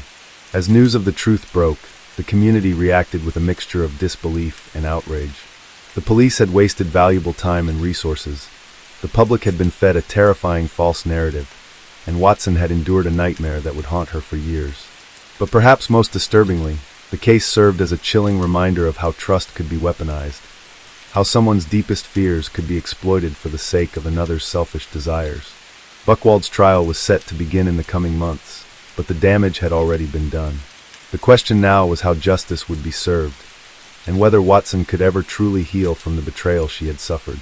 The courtroom was packed as Julian Buchwald stood before the judge, awaiting his sentence. The media had closely followed the case, and the nation was eager to see what justice would be served. The crime, which had initially seemed like a terrifying abduction by a mysterious cult, had turned out to be nothing more than a manipulative scheme orchestrated by a man who was willing to subject his girlfriend to psychological torture just to test her love. Carolyn Watson, still visibly shaken from the ordeal, sat in the front row, flanked by family and friends. She had spent months in therapy, trying to rebuild her sense of security, but the trauma had left deep scars. The betrayal had not only shattered her trust in Buchwald, but had also forced her to question her own instincts. How had she not seen the warning signs? How had she fallen into the trap of a man who would go to such extreme lengths to control her? During the trial, the prosecution had painted Buchwald as a deeply disturbed individual who had manipulated and endangered Watson for his own selfish gain. They argued that his actions were not just reckless but cruel, demonstrating a complete disregard for the physical and emotional well-being of his supposed loved one. They also highlighted the vast amount of police resources wasted on the case, resources that could have been used to investigate real crimes and help real victims. The defense, however, attempted to portray Buchwald as a misguided young man who had acted out of love, not malice. His lawyers claimed that he had not intended to cause harm, that he had truly believed his actions would bring him and Watson closer together. They asked for leniency, arguing that his lack of a prior criminal record should be taken into account. But the judge was unmoved. "Mr. Buchwald, your actions were not only deceptive but deeply cruel," he said, his voice heavy with condemnation. "You put another human being through an ordeal that no person should ever have to endure. You took advantage of Ms. Watson's trust, her love, and her innocence, and you used them as tools in a twisted psychological experiment. This court cannot and will not overlook the gravity of what you have done." With that, the judge handed down the sentence: 7 years in prison, with a minimum of 5 years before he would be eligible for parole. It was a punishment that reflected the severity of the crime, but to Watson, no amount of time behind bars could undo the damage that had been done. As Buchwald was led away in handcuffs, he cast a final glance toward Watson, as if expecting some sign of forgiveness. But she didn't look at him. She had already made her decision. He was no longer a part of her life, and he never would be again. In the months following the trial, Watson slowly began to rebuild her life. She enrolled in university, focusing on her studies and surrounding herself with supportive friends and family. But the trauma lingered. She struggled with trust, finding it difficult to believe in the sincerity of others. Even in the most ordinary situations, walking alone at night, meeting new people, she felt a lingering sense of unease, a fear that the world was not as safe as she had once believed. The case had left a mark on the public as well. It sparked conversations about the nature of emotional manipulation and coercive control, shedding light on how abuse wasn't always physical. It could also be psychological.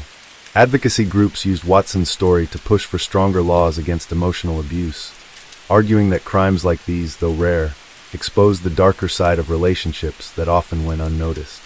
As the years passed, Watson slowly reclaimed her sense of self. She found solace in helping others, volunteering with organizations that supported survivors of domestic abuse and coercive relationships. Her experience, as painful as it was, became a source of strength, a reminder that she had survived, that she had escaped, and that she would never allow herself to be manipulated again. Buchwald, on the other hand, faded into obscurity. After serving his sentence, he was released under strict parole conditions, but he was never able to escape the stain of his crime. The world had seen him for what he truly was, a man willing to destroy another person's sense of safety for his own twisted desires. The case of Julian Buchwald and Carolyn Watson remained one of the most bizarre criminal incidents in Australian history, a story of love turned to manipulation, trust shattered by deceit, and a victim who, despite everything, refused to be defined by the horrors she had endured. Story 7.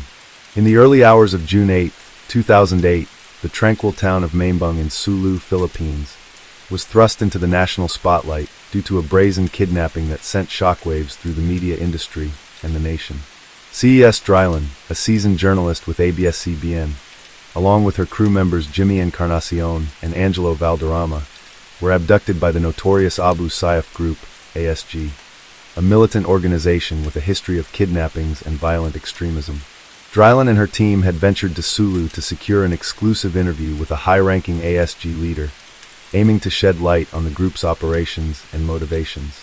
Accompanied by Professor Octavio Dinampo of Mindanao State University Sulu, who had facilitated the meeting, the team embarked on what they believed would be a groundbreaking journalistic endeavor. However, the situation took a perilous turn when, en route to the interview location, their vehicle was intercepted by armed ASG militants. The assailants swiftly overpowered the group, confiscating their equipment and personal belongings before forcibly leading them into the dense jungles of Sulu. The abduction of a prominent journalist and her crew ignited a media frenzy and prompted immediate action from both local and national authorities. The ASG, known for their brutal tactics and ransom-driven kidnappings, demanded a substantial sum for the release of the captives. Initial reports suggested that the ransom demand ranged between 10 million Cuban pesos to 30 million Cuban pesos, approximately $410,000 to $630,000. The gravity of the situation was further amplified by the ASG's history of violence against hostages who remained in captivity for extended periods. As negotiations commenced, the abductors released Valderrama on June 12, 2008, after a ransom payment of 100,000 Cuban pesos, approximately $2,250. This release was perceived as a gesture of goodwill, intended to expedite the ransom payment for the remaining hostages. The militants issued an ultimatum, threatening to execute Drylan and Encarnacion if their demands were not met by June 17. The looming deadline intensified the urgency of the negotiations, placing immense pressure on the authorities and the hostages' families. Behind the scenes, a complex web of negotiators, including local officials and intermediaries familiar with the ASG's operations, worked tirelessly to secure the safe release of the captives. Senator Loren Legarda, leveraging her established connections in the region, played a pivotal role in the negotiations. Her involvement was instrumental in facilitating communication between the captors and the authorities, aiming to reach a resolution without further bloodshed. The ordeal reached a resolution on June 17, 2008, when Drylan, Encarnacion, and Dinampo were released unharmed. The circumstances surrounding their release were shrouded in ambiguity, with conflicting reports about whether a ransom was paid. While some sources indicated that financial incentives were provided to the captors, official statements from both the government and ABS-CBN maintained a policy of non-payment of ransoms, suggesting that the release was achieved through strategic negotiations and assurances. In the aftermath of their release, Drylan publicly acknowledged the recklessness of their approach, admitting that they had been betrayed by an individual who had initially offered assistance. This revelation underscored the perils journalists face when navigating volatile regions and the critical importance of stringent security protocols. The incident also prompted a broader discourse on the ethical responsibilities of media professionals and the delicate balance between pursuing compelling stories and ensuring personal safety. The 2008 Mambung kidnappings served as a stark reminder of the volatile security landscape in certain regions of the Philippines and highlighted the persistent threat posed by groups like Abu Sayyaf. It also underscored the resilience and courage of journalists who, despite the inherent dangers, remain committed to uncovering truths in the most challenging environments. For 9 days, C.S. Drylan and her crew endured captivity deep within the jungles of Sulu, subjected to the unpredictable nature of their captors and the unforgiving conditions of the wilderness. The Abu Sayyaf Group, ASG, known for their ruthless tactics, made it clear from the beginning that they were not to be taken lightly. Armed with assault rifles and dressed in rugged combat gear, the militants operated in an environment where they held the upper hand. They knew the terrain well, using the thick foliage and winding trails to their advantage, ensuring that escape was nearly impossible. At first, Drylan and her team were blindfolded and transported to a secluded area. They were forced to walk for hours, stumbling over uneven ground, their hands tied behind their backs. The dense jungle was both their prison and their tormentor. The humidity was suffocating, the air thick with the scent of damp earth and rotting vegetation. Mosquitoes swarmed relentlessly, biting any exposed skin. The hostages were given little food and water, just enough to keep them alive but weak, dependent on their captors for survival. The psychological torment was just as severe as the physical hardship. The ASG militants played mind games, keeping their prisoners in a constant state of fear. Some of the younger fighters would whisper among themselves, occasionally laughing as they glanced at the captives, their intentions unclear. At night, the jungle echoed with the sounds of distant gunfire, making it clear that violence was never far away. Dryland, seasoned in covering conflict zones, had never been so close to the very violence she had reported on for years. She had seen war, had spoken to rebels and soldiers alike, but now she was at their mercy. The militants made their demands known early on. They contacted ABS-CBN, Dryland's employer, and demanded a ransom that ranged from 10 million Cuban pesos to 30 million Cuban pesos, around $410,000 to $630,000. The network, bound by its policy of never paying ransoms, refused to comply. This infuriated the captors. They increased the pressure, sending messages that warned of dire consequences if their demands were not met. They even allowed the hostages to speak to their families, a cruel tactic designed to heighten the emotional distress. Dryland's voice trembled as she spoke to her loved ones over the satellite phone. She reassured them that she was okay, though she was anything but. She begged them to remain strong, to trust in the negotiators working behind the scenes. But inside, she was battling a growing sense of hopelessness. Every moment in captivity chipped away at her resolve, making her question whether she would ever leave that jungle alive. The situation took a turn when the ASG decided to release one of the hostages, 23-year-old Angelo Valderrama. He had been the youngest and least experienced member of the crew, and the kidnappers viewed him as a bargaining chip. They demanded a small ransom of 100,000 Cuban pesos, approximately $2,250, for his release, a fraction of the initial demand. It was a tactical move, a way to pressure authorities into believing that the others would only be freed if more money was paid. On June 12th, Valderrama was freed. He was found disoriented but unharmed, left in a remote area where local officials picked him up. His release offered a glimmer of hope, but it also intensified the urgency for the remaining captives. The ASG now had proof that they were willing to negotiate, but also proof that they expected payment. As the deadline for ransom approached, the kidnappers grew more aggressive. They set a firm ultimatum. If the ransom wasn't paid by June 17th, Dryland and the remaining crew members would be executed. The message was clear: pay, or they would start killing their hostages. This sent shockwaves through the negotiating team, heightening the pressure on everyone involved. Senator Loren Legarda, who had connections with influential figures in Mindanao, stepped in to assist with the negotiations.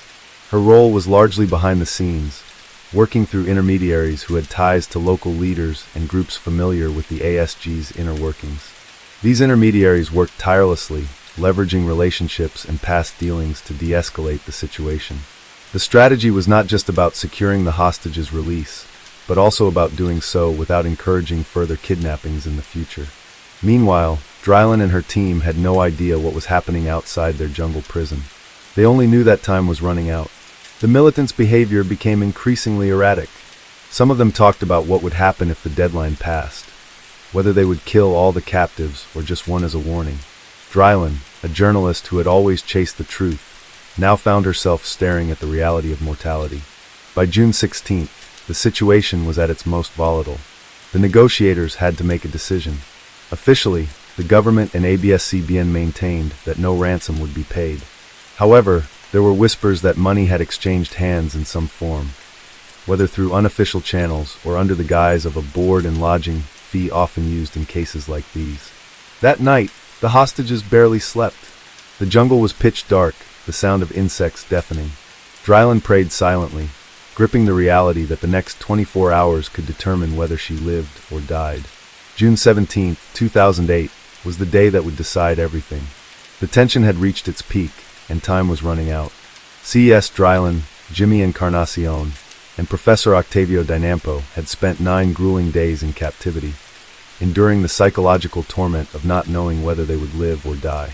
The Abu Sayyaf group, ASG, had made it clear, if their ransom demands were not met, they would execute the hostages.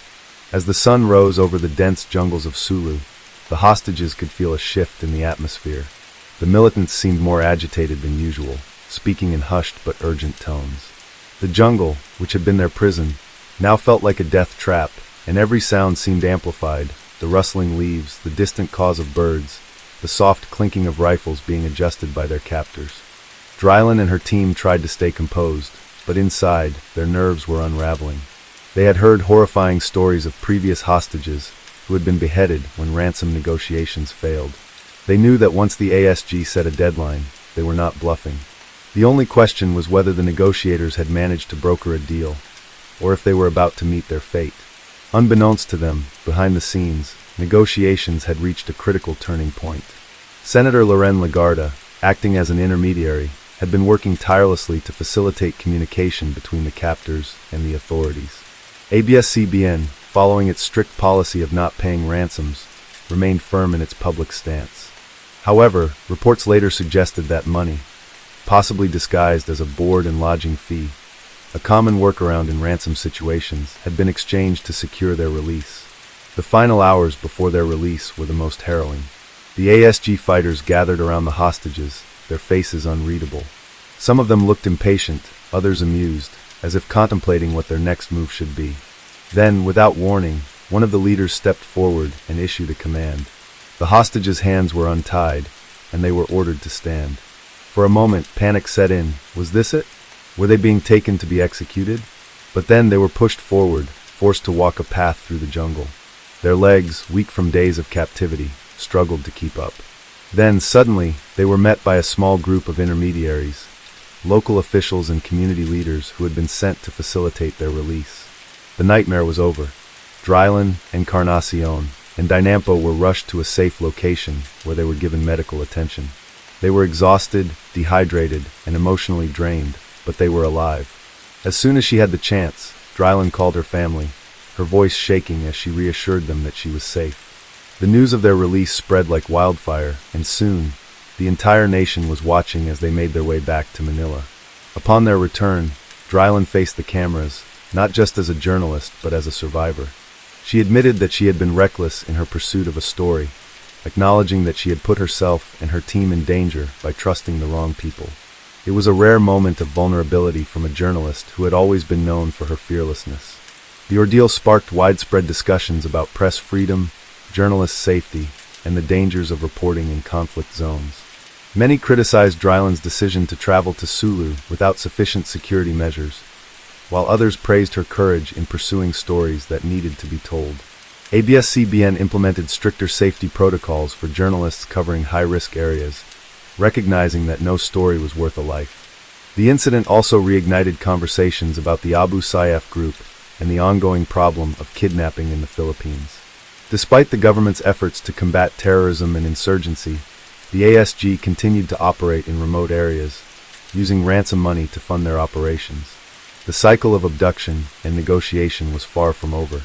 In the years that followed, Drylan continued her work as a journalist, but she carried the weight of her experience with her. She became an advocate for journalists' safety, sharing her story as a cautionary tale for young reporters eager to chase dangerous assignments. The 2008 abduction of CES Drylan and her crew was not just a crime. It was a stark reminder of the risks journalists face in pursuit of the truth. It highlighted the fine line between bravery and recklessness, and the price that sometimes comes with pushing that boundary. It was a story of survival, resilience, and the unyielding human spirit in the face of terror. Story 8. The year 2008 was marked by numerous high-profile crimes across the United States, but one case in particular gripped the nation with its shocking details, unexpected twists, and legal battles that followed. It was a case that involved a former American icon, a crime that seemed almost surreal, and a courtroom drama that would end in a conviction long overdue in the eyes of the public. On the night of September 13, 2007, inside the lavish Palace Station Hotel and Casino in Las Vegas, a group of men stormed into a small hotel room. Among them was a man who had once been one of the most famous football players in America, Orenthal James O.J. Simpson. He was a former NFL superstar, a Hollywood actor, and a man who had once walked free from one of the most controversial murder trials in history. This time, however, he wasn't running from a murder charge. He was there, in his own words, to take back what was his. According to the events pieced together through eyewitness accounts, surveillance footage, and court testimonies, Simpson had orchestrated an armed robbery to reclaim sports memorabilia that he believed had been stolen from him. The items in question included personal collectibles, signed footballs, and other valuable pieces of sports history that once belonged to the former athlete. Simpson had been tipped off that the memorabilia was being held by two dealers, Alfred Beardsley and Bruce Fromong, inside a hotel room at Palace Station. Enraged by what he saw as the theft of his personal belongings, Simpson decided to take matters into his own hands. He gathered a group of men, including longtime friends and acquaintances, and entered the hotel room under the pretense of having a civil discussion about the items. But things quickly escalated. Witnesses later testified that at least two of the men accompanying Simpson were armed with guns, and the confrontation soon turned into an outright robbery. The memorabilia dealers were threatened and ordered not to move while the men ransacked the room, taking everything in sight. One of the dealers later recounted how he was in complete shock as the once beloved football star barked orders, making it clear that he was in charge of the situation. The entire incident lasted just a few minutes, but its repercussions would stretch far beyond that night. After the group left with the stolen items, the police were called almost immediately. Within hours, law enforcement officials had launched an investigation, and it didn't take long for them to identify Simpson as the ringleader of the operation. By September 16th, just 3 days after the crime, O.J. Simpson was arrested and charged with multiple felonies, including armed robbery, kidnapping, conspiracy to commit a crime, and assault with a deadly weapon. The arrest of O.J. Simpson sent shockwaves through the country. More than a decade had passed since his infamous 1995 acquittal in the murders of his ex-wife, Nicole Brown Simpson, and her friend, Ron Goldman. Many Americans still remembered the highly publicized trial, the televised car chase, the dramatic courtroom moments, and the eventual not guilty verdict that divided the nation. For those who had followed Simpson's saga over the years, it was surreal to see him in trouble with the law once again. This time, not for murder, but for an ill-planned, almost reckless crime in a Las Vegas hotel. The media frenzy surrounding his arrest was immediate. News stations ran endless footage of his mugshot. Panel discussions debated whether this case would finally hold him accountable, and old wounds from the 1995 trial were reopened. For some, it was poetic justice. Simpson, who had once walked away a free man from one of the most controversial trials in history, was now facing the very real possibility of spending decades in prison. As Simpson awaited trial, prosecutors were determined to make sure that this time, justice would be served. The charges against him were severe, and Nevada law did not take armed robbery lightly. He faced the possibility of life in prison if convicted. The case was not just about stolen memorabilia. It was about power, entitlement, and the downfall of a man who had once been on top of the world. Meanwhile, Simpson maintained that he had done nothing wrong. In his version of events, he had only been reclaiming items that rightfully belonged to him. He insisted that there was no robbery, no intent to commit a crime, just a misunderstanding that had spiraled out of control. But the evidence was against him. The prosecution had not only the testimony of the victims, but also recordings of the incident. One of the men involved had secretly recorded the encounter, and the audio captured Simpson's voice, unmistakable and authoritative, commanding the men to take everything and making it clear that no one was to leave the room. With the trial approaching, the stage was set for yet another courtroom battle involving O.J. Simpson, one that would not have the same shocking ending as the one in 1995. This time, the legal system had a different grip on him, and the world watched as the once celebrated athlete prepared to face the consequences of his actions. As the trial date approached, the weight of the charges against O.J. Simpson became increasingly clear. Unlike his previous courtroom battle, where a high-profile team of lawyers had secured his acquittal, this time, the circumstances were different. The evidence against him was damning. There were multiple witnesses, including the victims themselves, who were prepared to testify. There were audio recordings capturing his voice, commanding his accomplices to seize the memorabilia. There was surveillance footage of him entering and leaving the scene. This was not a case built on circumstantial evidence or racial tensions.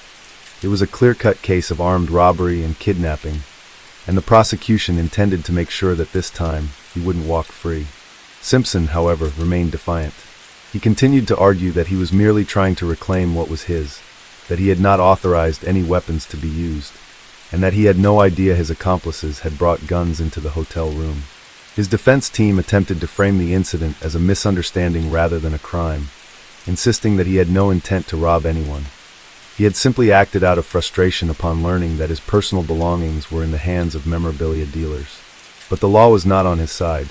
The Nevada justice system had little sympathy for his version of events. Kidnapping charges were particularly serious in the state, carrying the potential for a life sentence. Prosecutors were relentless in their approach, determined to prove that Simpson had orchestrated the entire robbery, that he had been fully aware of the presence of weapons, and that his intent had been criminal from the very beginning. The trial, which began in September 2008, played out in front of a nation still divided over Simpson's past. There were those who still believed he had gotten away with murder in 1995, and they saw this as long overdue justice. Others viewed it as a separate incident, judging the case solely on its merits, without the weight of his past controversies. Regardless of public opinion, the evidence presented in court was overwhelming. The prosecution presented witnesses who testified that Simpson had been the mastermind behind the operation. Alfred Beardsley, one of the memorabilia dealers, described how he had feared for his life during the encounter, believing that the presence of guns meant things could quickly spiral out of control. Bruce Fromong, the other dealer, provided a harrowing account of the moment he realized that the men inside the hotel room weren't just there for a discussion. They were there to take what they wanted, by force if necessary. The most damning piece of evidence, however, was the secret audio recording made by one of the men involved. In the recording, Simpson's voice was clear and commanding. He was heard shouting instructions, telling his men to take everything, and making it known that no one was to leave the room. His words, tone, and demeanor painted a picture of someone who was not simply reclaiming lost property, but orchestrating a calculated act of intimidation and coercion. When the defense had its turn, they attempted to downplay the severity of the situation. They argued that no actual harm had been done, that the supposed victims were not innocent bystanders, but individuals profiting off stolen memorabilia, and that Simpson had acted out of frustration rather than malice. They pointed to the fact that he had not personally carried a gun, trying to distance him from the more serious charges of armed robbery and kidnapping. But the prosecution countered with a simple argument. Simpson didn't need to hold the gun himself to be guilty. The law recognized that if someone orchestrated a crime where weapons were involved, they were just as responsible as those who carried them. Whether or not Simpson personally brandished a weapon was irrelevant. He had led the operation, he had commanded the actions, and he had ensured that it happened. As the trial progressed, it became increasingly apparent that Simpson's previous fame and influence would not save him this time. The jury, composed of individuals who had no direct ties to the infamous 1995 trial, was instructed to focus solely on the facts presented before them. There were no theatrics, no racial divides, no media spectacles like the previous trial, just a case of a man who had attempted to take what he wanted by force and was now being held accountable. As the closing arguments were made, the prosecution left the jury with a simple but powerful message. No one was above the law. Not even a former football star. Not even O.J. Simpson. The fate of the man who had once walked away from the most famous murder trial in American history now lay in the hands of 12 jurors. And this time, it seemed the outcome would be very different. The jury deliberated for 13 hours over 2 days, carefully weighing the evidence, the testimonies, and the arguments made by both sides. When they finally returned to the courtroom on October 3, 2008, the atmosphere was tense. The world had been watching this case unfold, and now, all eyes were on the jury as they prepared to deliver a verdict that would determine the fate of one of America's most infamous figures. As O.J. Simpson sat at the defense table, dressed in a dark suit, he appeared composed but noticeably anxious. The moment the foreman began reading the verdict, the weight of the situation became undeniable. One by one, the charges were read aloud, and with each one, the word guilty echoed through the courtroom. Simpson had been convicted on all 12 counts, including armed robbery, kidnapping, assault with a deadly weapon, conspiracy, and coercion. For a man who had once walked free from one of the most notorious murder trials in history, this was the ultimate downfall.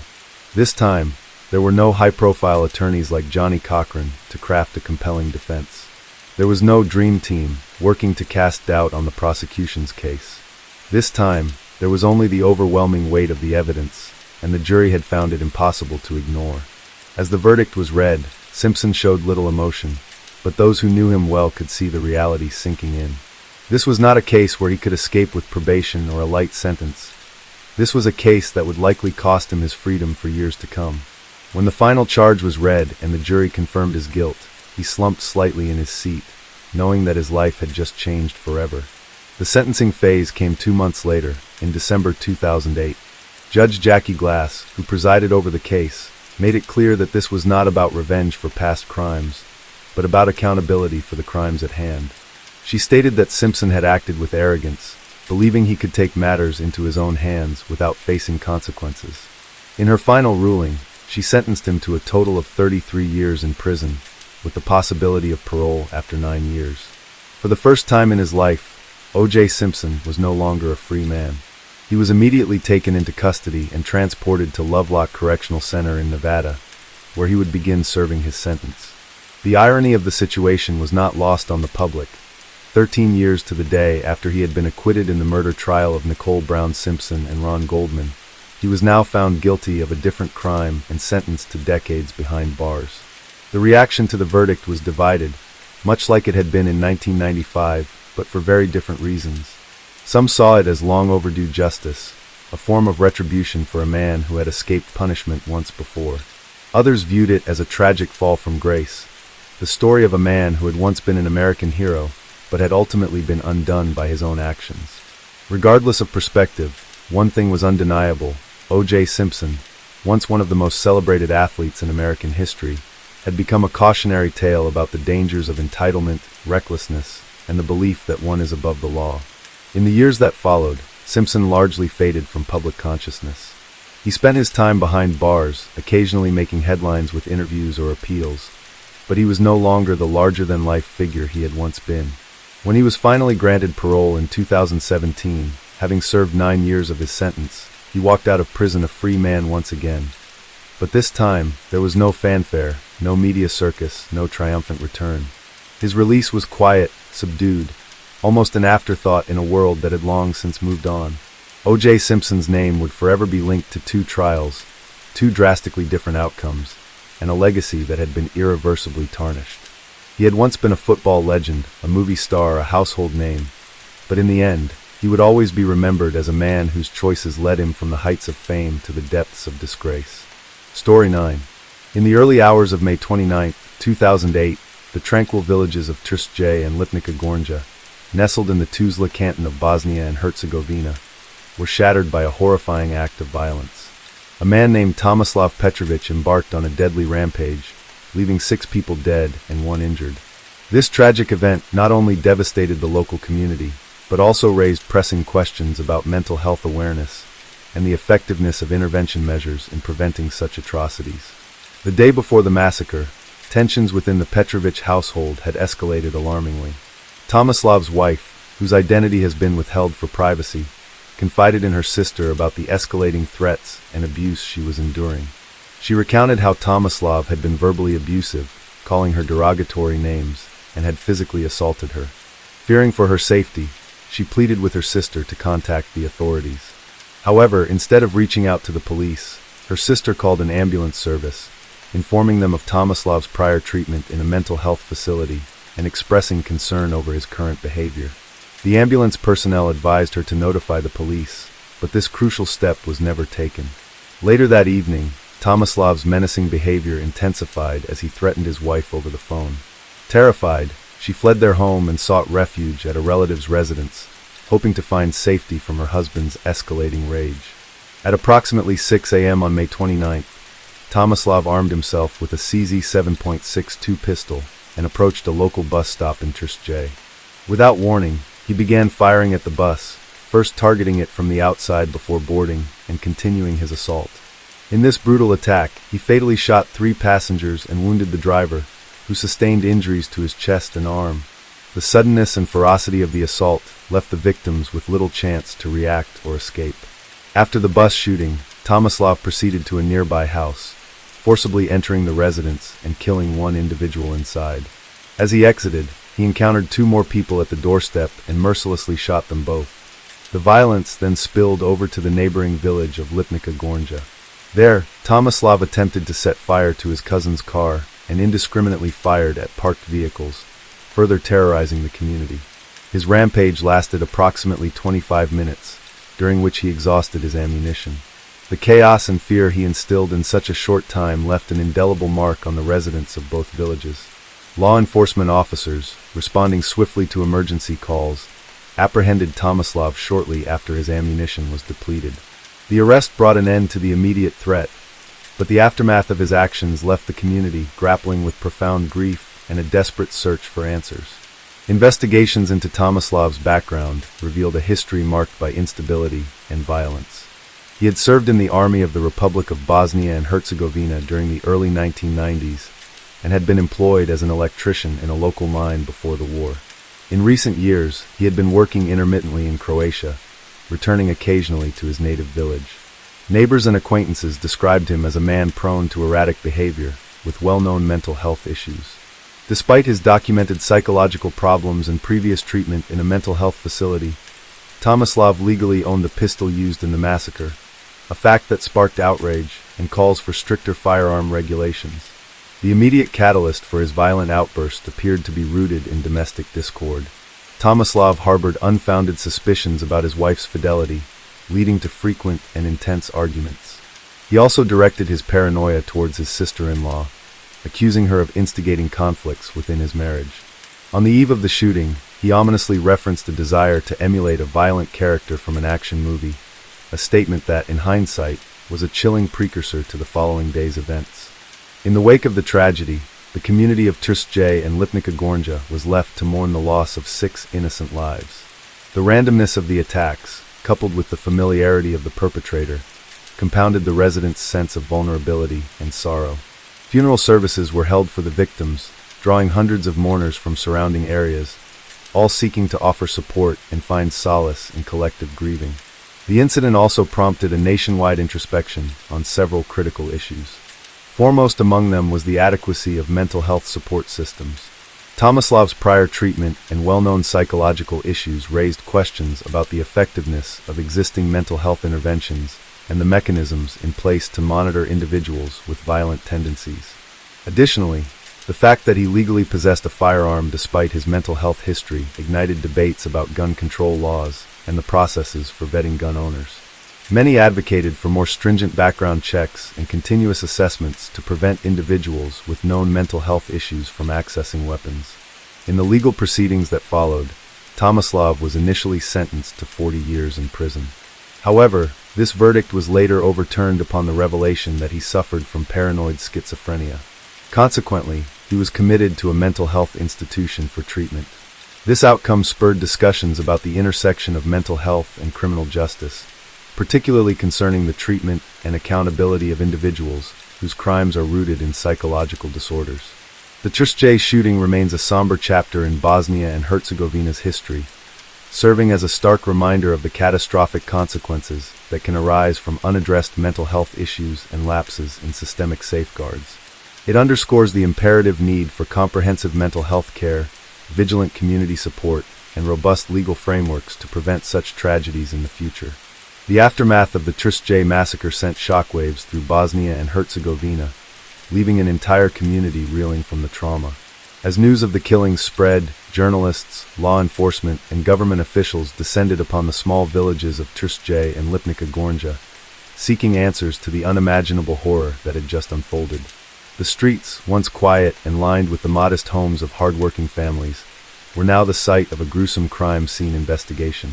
Pools of blood still stained the pavement near the bus stop, bullet holes riddled the shattered glass of the public transport vehicle, and the burned remains of vehicles smoldered in the aftermath of Tomislav Petrovic's rampage.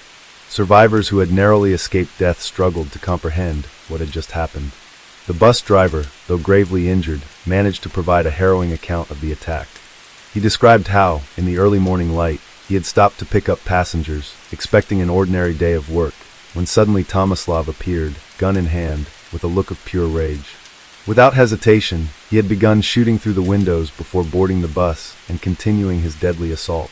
Passengers screamed, ducked, and tried to flee, but the confined space of the bus left them with little room to escape. The driver had been shot in the arm and chest, but through sheer willpower, he managed to crawl to safety. Meanwhile, inside their homes, families were awoken by the sounds of gunfire, unsure of what was happening outside. Some cautiously peered through their windows, only to witness their neighbors being gunned down in cold blood. A woman in Lipnica Gornja recalled how she had hidden with her children in a small storage room, praying that Tomislav would not come for them next.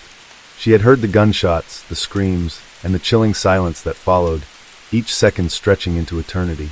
Authorities arrived within minutes of the first emergency calls, but by the time they reached the scene, Tomislav had already carried out his killing spree. He was arrested without resistance, his gun empty, his face expressionless. The officers who detained him later remarked on how eerily calm he seemed. There was no sign of remorse, no anger, just a quiet acceptance as he was led away in handcuffs. This was a man who had made up his mind to kill, carried out his plan, and now had nothing left to fight for. In the days following the attack, the full scope of Tomislav's troubled past came to light. Investigators pieced together a history of mental instability, violent tendencies, and deep-seated paranoia that had plagued him for years. Friends and acquaintances described him as a man who had grown increasingly isolated, harboring suspicions that his wife was unfaithful and that his in-laws were plotting against him. His former colleagues at the mine where he had once worked recalled how his demeanor had changed after the war. He had become withdrawn, short-tempered, and prone to outbursts. Some had even speculated that he was suffering from post-traumatic stress disorder, though he had never sought treatment. More disturbingly, it was revealed that Tomislav had a history of hospitalization for psychiatric issues. He had been admitted to a mental health facility multiple times in the years leading up to the massacre, yet he had still been able to legally own a firearm. This revelation sparked outrage among the public, leading to heated debates about Bosnia and Herzegovina's gun control laws. How could a man with a documented history of mental illness have been allowed to possess a weapon? Who had failed to intervene? Why had the warning signs been ignored? The government, under mounting pressure, promised a full investigation into the matter. Officials vowed to re-evaluate gun licensing procedures, particularly for individuals with documented psychological disorders. Mental health professionals called for systemic reforms, arguing that greater resources needed to be allocated to psychiatric care, early intervention, and crisis prevention. For too long, they argued, mental illness had been stigmatized and ignored, and now the consequences of that neglect had resulted in one of the deadliest shootings in the country's recent history. As the funerals for the victims took place, the collective grief of the community was palpable. Hundreds of mourners gathered, their faces etched with sorrow, struggling to come to terms with the loss of 6 innocent lives. Families were left shattered, parents burying their children, spouses left alone, and an entire village grappling with the knowledge that such unspeakable violence had erupted in their midst. Priests and community leaders offered words of comfort, urging people to find strength in unity, but the wounds left by that fateful morning would not heal easily. Amid the mourning, the legal proceedings against Tomislav began. Prosecutors quickly built a case against him, charging him with multiple counts of murder, attempted murder, and illegal possession of a firearm. The trial was set to be one of the most closely watched in Bosnia and Herzegovina's history, as people demanded justice for the victims. However, the case took an unexpected turn when court-appointed psychiatrists conducted a full psychological evaluation of Tomislav. Their findings were shocking but not entirely surprising. He was diagnosed with severe paranoid schizophrenia, a condition that had likely gone untreated for years. The report concluded that at the time of the killings, Tomislav had been suffering from delusions, believing that he was under threat from those around him. The legal question now shifted from whether he was guilty to whether he was mentally fit to stand trial. The revelation divided the public. Some saw Tomislav as a cold-blooded murderer who deserved to spend the rest of his life behind bars, regardless of his mental state. Others viewed him as a man failed by the system, someone who should have been institutionalized long before he ever had the chance to pick up a gun. The trial was set to be a test case for how the Bosnian legal system handled crimes committed by individuals with severe mental illness. As the trial date approached, the nation braced for what would be a defining moment in its judicial history. Would Tomislav be found guilty and sentenced to life in prison? Or would the courts recognize his mental illness and commit him to psychiatric care instead? The questions loomed large, and the answers would determine not only Tomislav's fate, but also the future of mental health awareness and gun control policies in Bosnia and Herzegovina. The trial of Tomislav Petrović captivated the entire nation. Courtrooms overflowed with journalists, grieving family members, and concerned citizens seeking justice for the victims. As he was led into the courtroom, shackled and emotionless, the families of those he had killed could barely contain their grief and anger. Some whispered prayers, while others clenched their fists, struggling to suppress their rage. How could a man who had caused so much pain sit there so calmly, as if he felt nothing at all? The prosecution wasted no time in laying out their case, presenting a meticulous timeline of the massacre. Survivors testified, their voices shaking as they recounted the horror of that morning. How they had seen friends and family gunned down in front of them, how they had hidden in terror, fearing they would be next. The bus driver, still recovering from his wounds, described how Tomislav had fired indiscriminately, showing no hesitation as he slaughtered innocent passengers. The medical examiner detailed the victims' injuries, painting a gruesome picture of the brutality with which the murders had been committed. But as damning as the evidence was, the defense argued that Tomislav was not fully responsible for his actions. Psychiatric experts took the stand, explaining that he had been suffering from severe paranoid schizophrenia. They revealed that his delusions had been intensifying for years. He had believed his wife was conspiring against him, that his in-laws were trying to ruin his life, and that even strangers were part of a plot to harm him. In his mind, the massacre had not been an act of cold-blooded murder, but an attempt to defend himself from an imaginary threat. The revelation sent shockwaves through the courtroom. Could a man so detached from reality truly be held accountable for his crimes? Some legal analysts believed that Tomislav's condition meant he could not have formed the intent necessary for premeditated murder. Others insisted that, mentally ill or not, he had still taken 6 lives and had to face the consequences. The argument became one of justice versus mercy, of punishment versus treatment. After weeks of testimony, the judge reached a decision that would divide the nation.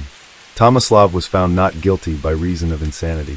Instead of a prison sentence, he was committed to a high-security psychiatric hospital for an indefinite period. The ruling meant that he would not walk free, but would remain institutionalized as long as he was deemed a danger to society. For the victims' families, the verdict was a devastating blow. They had come seeking justice, hoping to see Tomislav rot behind bars for the rest of his life. Instead, they saw him taken away in a hospital van, not a prison transport. To them, it felt like he had escaped true punishment, that their loved ones had died in vain. Some wept openly, while others stormed out of the courtroom in disgust. He murdered them, one grieving father told reporters outside the courthouse. I don't care if he's sick. He should have been locked away forever. The case also reignited fierce debates across Bosnia and Herzegovina. Many questioned how someone with such a well-documented history of mental illness had been allowed to own a gun. Why had there been no intervention when his wife and her family had expressed concerns? How had the warning signs been missed? The government responded with promises of reform. Mental health professionals called for stronger support systems, and lawmakers proposed stricter gun control measures. But for those who had lost loved ones, no new policies or apologies could bring back what they had lost. As time passed, the village of Tusje struggled to heal. The scars of the massacre remained, both physical and emotional. The bus stop where the killings had begun became a painful reminder of that fateful morning. Some families moved away, unable to bear the memories. Those who stayed tried to rebuild, but the sense of safety they once had was gone forever. Tomislav Petrović remained in the psychiatric hospital, his condition monitored closely by doctors. Some reports suggested he had shown little remorse or understanding of what he had done. Others claimed that medication had subdued his violent delusions, making him a ghost of the man who had once terrorized an entire community. Whether he would ever be deemed fit for release remained an open question, one that haunted the families of his victims every single day. In the end, the Tusje massacre became more than just a case of mass murder.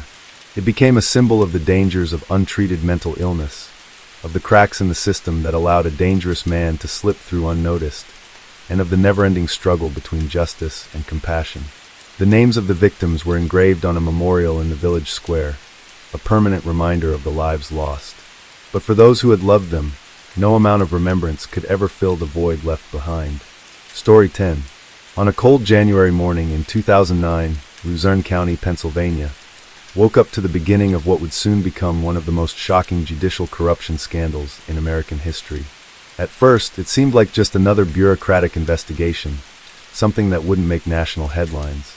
But as details started to emerge, the case quickly took a sinister turn. Two highly respected judges, Michael Conahan and Mark Civarella, men who had once stood as pillars of the local justice system, were accused of orchestrating a scheme so ruthless and exploitative that it would forever change the lives of thousands of children and their families. The allegations seemed almost too outrageous to be real.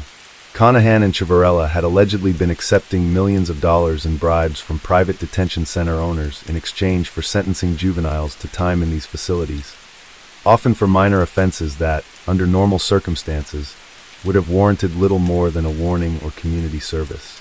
The more kids that were sent to these centers, the more money the judges received. This scandal, which would later be dubbed the Kids for Cash case, sent shockwaves through the legal community and shattered the trust that many had in the justice system. It all started with a seemingly minor complaint filed by a group of parents who believed their children had been unfairly sentenced to juvenile detention. At first, their concerns were dismissed. The courts, after all, operated under a rigid system where judges were trusted to make the right decisions. But when one mother, whose 14-year-old son had been incarcerated for creating a fake MySpace page mocking his assistant principal, began digging deeper, inconsistencies began to surface. Her son had no prior record, yet he was sentenced to months in detention. Other parents soon came forward with eerily similar stories. Teenagers being locked away for trivial infractions like skipping school, getting into minor fights, or trespassing in abandoned buildings. Local journalists picked up on the pattern and started investigating. What they uncovered was beyond alarming. Judge Mark Civarella, who presided over juvenile cases, had an unusually high conviction rate, almost double the national average. His sentences were harsh, often stripping children from their families with little due process. Many of these kids were not even given the right to legal representation. Instead, they were rushed through hearings that lasted mere minutes before being handed over to detention centers. Some were so confused that they didn't even understand what they had done wrong. Then came the financial records. Investigators discovered that in 2002, Judge Conahan had used his influence to shut down the county-run juvenile detention center, clearing the way for a privately owned facility called PA Child Care. Shortly afterward, both judges began receiving massive payments, totaling over $2.6 million, funneled through various shell companies. It became evident that the two judges had been operating a for-profit pipeline, treating children as commodities in an elaborate scheme to fill private detention beds for cash. When the FBI stepped in, the case blew wide open. Federal agents raided the homes and offices of both judges, uncovering financial documents that outlined the bribery operation in meticulous detail. Emails, wire transfers, and even handwritten notes made it clear that this was no misunderstanding. This was deliberate, calculated corruption at the expense of the county's most vulnerable children. News of the scandal spread rapidly. Parents of affected children gathered in protest, demanding justice. Some kids had already served their sentences, their lives irreparably altered. Many had missed years of school, lost scholarships, or suffered deep emotional trauma from being placed in detention centers alongside hardened offenders. Others had turned to drugs or suffered severe depression after being labeled criminals for what should have been minor mistakes. The courtroom was packed on the day the charges were announced. Federal prosecutors charged Conahan and Civarella with racketeering, bribery, fraud, and tax evasion. The gravity of their crimes was undeniable. These were not just acts of corruption but deliberate efforts to destroy young lives for financial gain. As the indictment was read, the tension in the room was palpable. Parents clenched their fists in anger, former juvenile detainees sat in stunned silence, and the judges themselves, once men of power, stood with their heads low, facing the consequences of their betrayal. For the victims, however, the fight for justice was far from over. Even with the judges removed from the bench, the damage they had inflicted could not be undone so easily. Families continued to struggle with the emotional and financial burdens caused by wrongful convictions. The legal system itself faced a reckoning, forced to confront the systemic failures that had allowed such an atrocity to happen under its watch.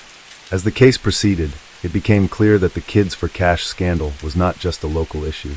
It was a symptom of a much larger problem, a justice system that, in some places, had become more about profit than fairness. What had started as whispers of judicial misconduct in a small Pennsylvania town had now grown into a national crisis, one that would force America to take a hard look at the ethics of its juvenile justice system and the private prison industry that had profited so handsomely from its failures. The courtroom was packed with reporters, legal analysts, and families of the victims as the trial of judges Mark Ciavarella and Michael Conahan unfolded. The nation watched in shock as more and more details of their corruption came to light. Prosecutors presented mountains of evidence, bank statements, email correspondences, and testimonies from former juvenile defendants who had been unfairly sentenced. Every new piece of information painted an even darker picture of the scheme. Children as young as 10 had been sent to detention centers for offenses that should never have resulted in incarceration. One boy had been locked up for accidentally setting fire to a small piece of paper in his school bathroom. Another girl was sentenced for throwing food in her school cafeteria. In many cases, the hearings lasted less than 2 minutes. Barely enough time for these kids to process what was happening before they were handcuffed and taken away. Some parents testified that they were not even allowed to speak during their children's hearings. Their pleas for leniency were ignored, their children funneled into the system like cattle being led to slaughter. One of the most emotional moments of the trial came when a former detainee named Charlie Fisher took the stand. At 15 years old, Charlie had been arrested for shoplifting a $2 bottle of soda from a convenience store. He had no prior record, and his parents had expected a warning or a small fine. Instead, he was sentenced to 3 months in a juvenile detention center. During his time there, he was assaulted by older inmates, suffered from severe depression, and attempted suicide. His mother broke down in tears as she recalled the day he was taken away in handcuffs, unable to understand why the judge had been so cruel. The defense attempted to argue that Judges Ciavarella and Conahan had simply been enforcing strict discipline, claiming that they believed their harsh sentences would deter future criminal behavior. But the prosecution dismantled this argument with cold, hard facts. If these judges had truly been concerned with rehabilitation, why had they taken millions in bribes? Why had they forced juveniles into private detention centers with financial ties to their own bank accounts? The evidence left little room for doubt.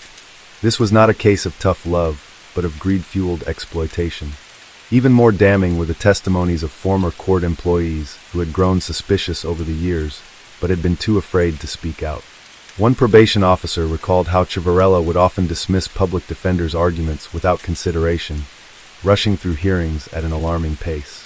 Another clerk admitted that she had overheard the judges discussing financial kickbacks, though she had never thought to report it at the time. "I didn't want to believe it," she said, "but deep down, I knew something wasn't right." As the trial progressed, the weight of the judges' crimes became unbearable for many in the community. Parents who had spent years believing the justice system was there to protect their children were left devastated, knowing that the very people meant to uphold the law had betrayed them. The anger was palpable. Protests erupted outside the courthouse, demanding the harshest possible punishment for Conahan and Ciavarella. Some called for life sentences, arguing that their crimes had stolen futures, shattered families, and pushed young people toward cycles of crime and despair. Legal experts debated the long-term effects of the scandal. How many kids had been forced into detention centers across the country under similar circumstances? How deeply rooted was the problem of judicial corruption in other parts of the justice system? Activists called for sweeping reforms, questioning the ethics of for-profit juvenile detention centers. The idea that children could be turned into a source of revenue for corrupt officials was horrifying.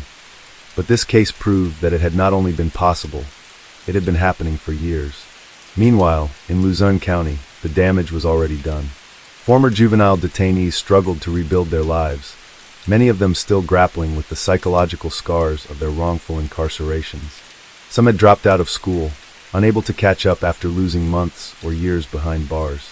Others turned to drugs or crime, convinced that the system had already branded them as criminals. And some, like Charlie Fisher, had attempted to end their own lives, overwhelmed by the sense of hopelessness the judges had forced upon them. The verdict was drawing closer, and the courtroom grew more tense with each passing day. The prosecution made their final arguments, emphasizing that no sentence could truly make up for the pain Ciavarella and Conahan had caused. The defense, recognizing that the evidence against them was overwhelming, shifted its focus toward damage control, hoping to lessen the severity of their punishment. But for the victims, no punishment would ever be enough. The system had failed them, and no number of years behind bars for the corrupt judges could undo the suffering they had endured. As the trial neared its conclusion, the only question left was whether justice would finally be served, or if the cycle of corruption would once again find a way to protect the powerful.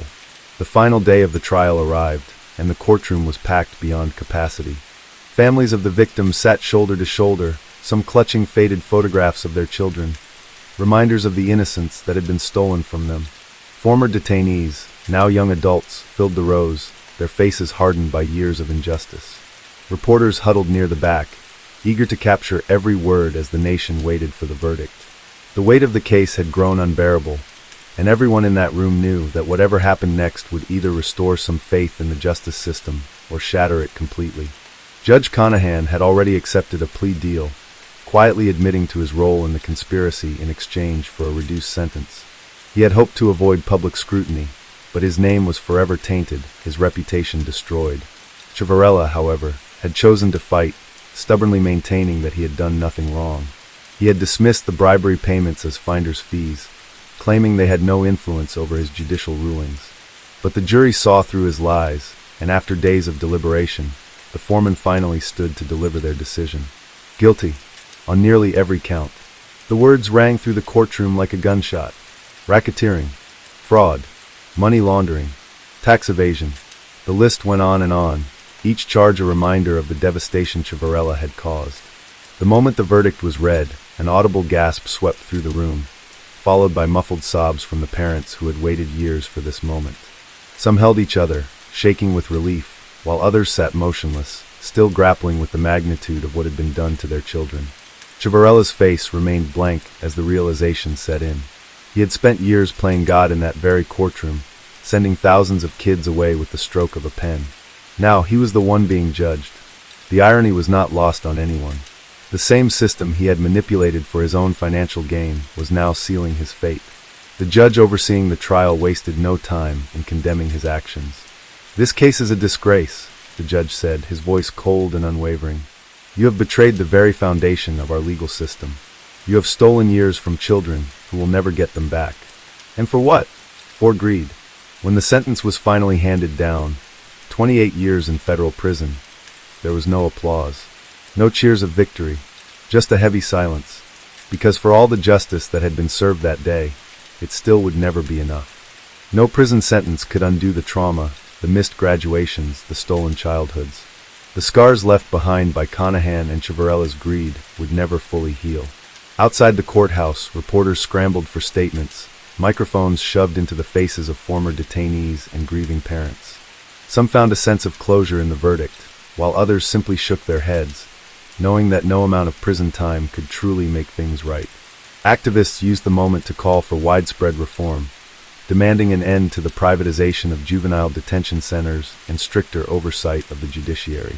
This was more than just two corrupt judges. This was a symptom of a broken system that had allowed such corruption to flourish for years. In the weeks that followed, the scandal continued to send shockwaves through the legal world. Thousands of juvenile convictions were overturned. Lawsuits were filed. Investigations into similar corruption cases in other states began. The Kids for Cash scandal became a cautionary tale, a dark reminder of what happens when justice is traded for profit. For the victims, however, the battle was far from over. Many of them had already lost too much. Some were trying to rebuild their lives, enrolling in GED programs after missing out on their education. Others struggled with addiction, their time in detention leading them down darker paths. A few had taken their own lives before they ever got to see justice served. And then there were the families, left to pick up the pieces. Some fought to erase the criminal records of their children, hoping to give them a fresh start.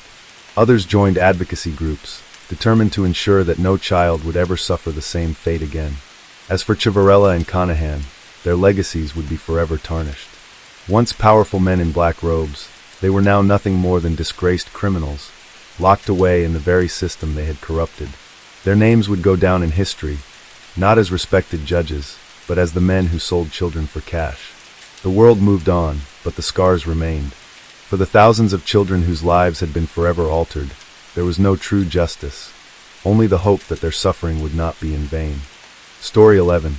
The night was heavy with rain, a relentless downpour that blurred the neon lights of Taipei's bustling streets. The scent of wet asphalt mixed with the aroma of street food, yet something more sinister lingered in the air. It was April 16, 2010, when a crime so brutal would shake Taiwan to its core. At approximately 10:45 p.m., a middle-aged businessman, Lin Weishan, was making his way home after an exhausting day at his real estate firm. His routine was predictable: leave the office late, stop by a convenience store, and take a taxi home to his wife and 2 children. But that night, he never made it home. His body was found sprawled in an alley behind a KTV club, his expensive suit drenched in rain and blood pooling beneath him. His throat had been slit with surgical precision, his wallet still in his pocket, and his Rolex watch untouched. This was no ordinary robbery. It was a deliberate execution. The crime scene was a mess, not because of the murder itself, but due to the rain that had washed away potential evidence. The responding officers from the Taipei City Police Department quickly secured the area, but the forensic team struggled. Any footprints had already been erased, and the rain had diluted the blood trails that could have led them to the perpetrator. The only clue was a single cigarette, but near the body, an imported brand rarely found in Taiwan. Detective Huang Junwei, a veteran with over 20 years of experience, took charge of the case. He was known for his sharp instincts and relentless pursuit of justice, but something about this murder unsettled him. Lin Weishan was neither a gambler nor a criminal. He had no known enemies. Yet, the way he was killed suggested an assassin rather than a common street thug. As Huang dug into Lin's life, cracks in the businessman's perfect image began to show. His company had recently won a high-profile development contract, beating out several competitors, including a major conglomerate with alleged ties to organized crime. Could this be a case of corporate revenge? Or was it something more personal? The detective interviewed Lin's colleagues, but none could provide any useful leads. His wife, Chen Meiling, was devastated but cooperative. She insisted her husband had no enemies and lived a straightforward life. Yet, Huang noticed the slightest hesitation in her voice when he asked if Lin had received any threats. Something was being left unsaid. Then a breakthrough came. Surveillance footage from a nearby store showed Lin arguing with someone just an hour before his murder.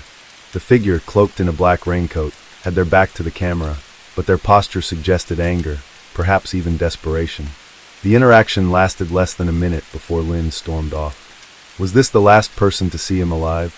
Huang's gut told him this was no random crime, but what he didn't know was that the deeper he dug, the more dangerous this case would become. The rain had been relentless that night, as if the heavens themselves sought to cleanse the city of its sins. But no amount of rain could wash away the brutality of what had happened in that dimly lit alley. Lin Weishan, a respectable businessman, lay dead in a pool of rainwater mixed with his own blood, his throat slashed so cleanly that the police suspected a professional killer. And yet, nothing was taken from him. His wallet, filled with cash and credit cards, remained untouched. His expensive Rolex gleamed under the flickering streetlight. This was no robbery gone wrong. This was an execution. Detective Huang Junwei stood at the edge of the crime scene, his cigarette burning low between his fingers, untouched for the last 5 minutes. He had seen hundreds of crime scenes in his 20-year career, but something about this one unsettled him. There was a chilling precision to the way the victim had been killed, as if the murderer had done this before, many times. The forensic team worked meticulously under their plastic covers, trying to salvage whatever evidence remained, but Huang knew the rain had already done most of the killer's job for them. The only tangible clue so far was a cigarette, but found near the body. Not just any cigarette, but an imported European brand, one that wasn't commonly sold in Taiwan. It was a small detail, but one that could mean everything. Was it left behind intentionally? Or had the killer been careless, confident that the rain would wash away their tracks? Back at the station, Huang ordered his team to dig deeper into Lin Weishan's background. On the surface, Lin was the perfect family man. Married for over 15 years, father of 2, owner of a successful real estate firm. He had no known criminal connections, no history of gambling debts, and no apparent reason to be targeted. But Huang knew from experience that everyone had secrets. It wasn't long before the cracks in Lin's perfect life began to show. Lin's company had recently won a highly contested urban development contract, one that had been fought over by several powerful corporations. Among the competitors was the Zhonghua Group, a firm with rumored ties to organized crime. Losing the contract had cost them millions. Did they decide to take revenge? But there was something else, something much closer to home. Lin's wife, Chen Meiling, had been cooperative when questioned, but Huang had noticed a slight tremor in her voice when he asked if Lin had received any threats recently. She had hesitated for just a fraction of a second before denying it. A trained investigator like Huang could recognize a lie, even a subtle one. Digging further, Huang discovered that Lin had been receiving anonymous calls for weeks before his death. His assistant at the real estate firm confirmed it. Lin had been unusually tense, even irritable, as if something was weighing on him. And then there was the security footage. The grainy surveillance tape from a convenience store near the crime scene showed Lin engaged in a heated argument with an unknown figure just an hour before his death. The person was wearing a black raincoat, their face obscured by the hood. The conversation lasted less than a minute before Lin walked away, his face tight with frustration.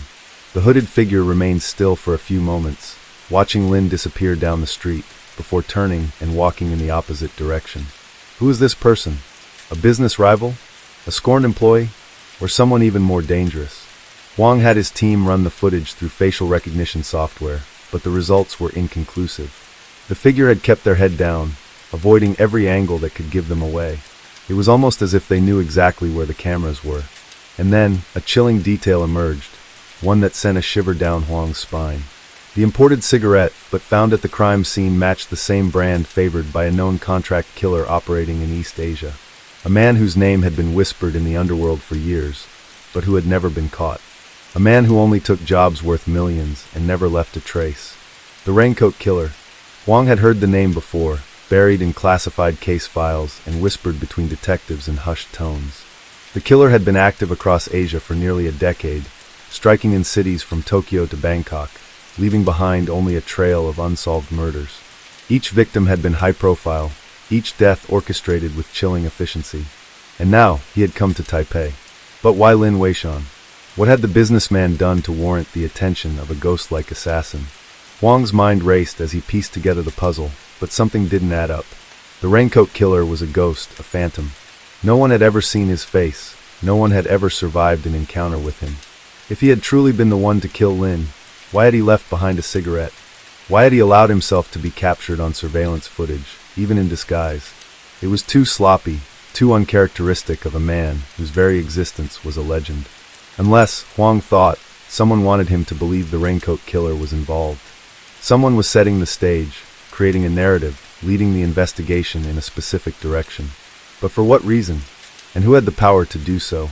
As Huang sat in his dimly lit office, staring at the grainy footage of the raincoat figure, he felt a deep sense of unease settle in his gut. This case was no longer just about murder. It was about deception, and whoever was behind it was just getting started. Detective Huang Junwei barely slept that night. His mind churned through every detail, every inconsistency in the case. The execution-style killing of Lin Weishan had been brutal yet precise, and all signs seemed to point toward the infamous Raincoat Killer. But something about it felt off, too obvious, too staged. Professional assassins didn't make mistakes, yet this one had left behind just enough evidence to lead them straight to a ghost. By morning, new leads emerged. A lab report confirmed that the cigarette, but found near Lin's body, carried a partial DNA sample. It was a near miracle, considering the rain had nearly destroyed all forensic evidence. But when Huang ran it through the criminal database, the result was unexpected. It didn't belong to the Raincoat Killer, or any known assassin. Instead, it was linked to a man named Luo Jianhong, a former security consultant with no criminal record. A man who, as it turned out, had once worked directly for Lin Weishan's company. Huang immediately sent his team to track down Luo, but the man had vanished. His apartment had been cleaned out, his phone disconnected. It was as if he had disappeared into thin air. But people didn't just vanish. Someone was helping him. Pushing deeper, Huang uncovered a hidden connection. Lin Weishan's company had been quietly involved in land acquisitions in Taipei, forcing small business owners and elderly residents to sell their properties at unfair prices. Those who resisted had faced harassment, legal pressure, and even threats. And Luo Jianhong? He had been Lin's enforcer, the man who ensured those negotiations ended in Lin's favor. But something had gone wrong. A former employee, speaking anonymously, revealed a key detail. 6 months before his death, Lin had fired Luo. The reason? A deal had turned violent, and Luo had taken things too far, leaving an elderly shop owner hospitalized. Lin, worried about his company's reputation, had cut ties with him. But Luo hadn't taken it well. He had spent years cleaning up Lin's messes, only to be discarded like trash. Was this revenge? The surveillance footage from the convenience store played in Huang's mind. Lin arguing with a figure in a raincoat. The heated exchange. The way the figure remained still after Lin walked away, as if contemplating their next move. What if that person had been Luo Jianong? Huang needed more proof. He retraced Lin's steps that night and found an overlooked detail. A taxi driver who had picked up a man matching Luo's description near the crime scene. The driver recalled the man had been soaking wet, his hands trembling as he lit a cigarette. The same brand found at the murder site. Now it all made sense. Luo Jianhong had killed Lin Weishan. But he hadn't done it for money. He hadn't done it as a professional hit. He had done it out of rage, out of betrayal. And he had staged the crime to look like the work of an assassin, planting false clues to mislead the police and cover his own tracks. But there was one last twist. Just as Huang's team closed in on Luo's location, an old warehouse on the outskirts of the city, they found him dead. A single bullet to the head, execution style. No struggle, no signs of a fight. Whoever had killed him had done so with the precision of a professional. And just like that, the only living suspect in Lin Weishan's murder was gone. The case officially closed with Luo's death, labeled as a revenge killing gone wrong. But Huang knew better. Someone had cleaned up the loose ends. Someone powerful. Perhaps the same people Lin had wronged in his business deals, or perhaps the very forces he had once worked for. The truth would never be known. As Huang stared at the final report on his desk, he exhaled slowly, crushing out his cigarette. Justice, in the end, was just another illusion in a city where power dictated who lived and who died. And this case, like so many before it, would fade into the rain. Story 12. The evening air was thick with humidity, the kind that clung to your skin and made every breath feel heavy. In the bustling streets of Singapore's Chinatown, where hawkers called out their last sales and the scent of roasted duck mixed with diesel fumes, an 8-year-old girl named Huang Na disappeared without a trace. It was October 10th, 2010. Huang Na was last seen near the Pasir Panjang Wholesale Center, a busy market where her mother worked long hours unloading fresh produce. It wasn't unusual for the little girl to be around the area. She was independent for her age, trusted by her mother to run errands and help with small tasks. That day, she had been playing near the loading docks after school, wearing a pink t-shirt and denim shorts, her black hair tied into neat pigtails. She had told a friend she was going to buy something to eat, but she never returned. By nightfall, panic set in. Her mother, Huang Shuang, searched every stall, every alleyway, calling her daughter's name until her voice turned hoarse. When there was no sign of her, she rushed to the nearest police station to report her missing. At first, the authorities treated it as a routine missing child case. Children wandered off all the time in crowded areas, distracted by toys or lured by the promise of sweets. But as hours turned to days, and no one had seen or heard from Huang Na, the reality became clear. This wasn't a case of a lost child. It was something far worse. Detective Alan Ng, a seasoned investigator with the Singapore police force, took over the case. He had worked on missing persons cases before, but this one felt different. There were no ransom demands, no witnesses who saw her being taken, no security footage showing her leaving the market. It was as if she had simply vanished into thin air. The police launched a massive search operation. Posters of Huang Na's face were plastered across the city, her wide-eyed smile haunting every street corner. Volunteers combed through parks, drains, and abandoned buildings. Divers were sent into reservoirs. The media ran endless stories, urging anyone with information to come forward. But leads were scarce. Then a breakthrough came. A man named Tuk Lung Hao, a vegetable packer who worked at the wholesale market, came forward, saying he had seen Huang Na on the day of her disappearance. He described her as a cheerful child who often played around the stalls, sometimes chatting with the workers. But something about him unsettled Detective Ng. Tuk was quiet, almost too calm when speaking about the missing girl. He claimed to have been one of the last people to see her, yet his details were vague, his answers rehearsed. And when questioned further, inconsistencies began to emerge. The detective dug into Tuk's background and discovered something alarming. The man had a history of unstable behavior, once detained for wandering aimlessly in Malaysia, seemingly lost in his own mind. Co-workers described him as odd, sometimes speaking to himself when he thought no one was listening. Was he just a strange man with bad social skills? Or did he know more about Huang Na's disappearance than he was letting on? He knew one thing. He had to find out before it was too late. The days stretched into weeks, and the city of Singapore remained on edge. It was rare for a child to go missing without any trace, especially in a place as orderly and safe as Singapore. The public followed the case with bated breath, hoping for good news but fearing the worst. Search efforts continued, with officers questioning market vendors, security guards, and taxi drivers who worked near the Pasir Panjang Wholesale Center. Yet, no one had seen anything suspicious. No one had seen a child being dragged away, no cars speeding off in a hurry. It was as if the little girl had simply disappeared into thin air. Detective Allen grew more suspicious of Tuk Lung Hao with each passing day.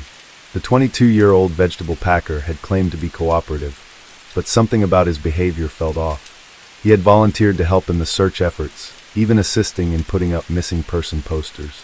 But when pressed for details, he seemed evasive, unable to recall specific times or interactions with Huang Na on the day she vanished. Then came a troubling discovery. A co-worker of Tuk came forward with a disturbing piece of information. On the night of October 10th, just hours after Huang Na was last seen, Tuk had left the market in a hurry. He had seemed flustered, sweating despite the cool night air. When asked where he was going, he muttered something about needing to rest and quickly disappeared into the shadows. The police intensified their scrutiny of Tuk. A background check revealed that he was a Malaysian national who had moved to Singapore for work. His employment records were clean, and he had no prior criminal offenses. But the more Detective dug, the more he realized that Tuk had an unusual attachment to Huang Na. Several vendors at the wholesale center reported seeing Tuk and the girl interacting frequently. Some even said Huang Na had seemed comfortable around him, sometimes playing near his workspace. But others found the friendship odd. Why would a grown man take such an interest in an 8-year-old girl? Then, something chilling surfaced. A worker who knew Tuk casually mentioned that, shortly after Huang Na's disappearance, Tuk had visited a shopping mall and bought new clothes.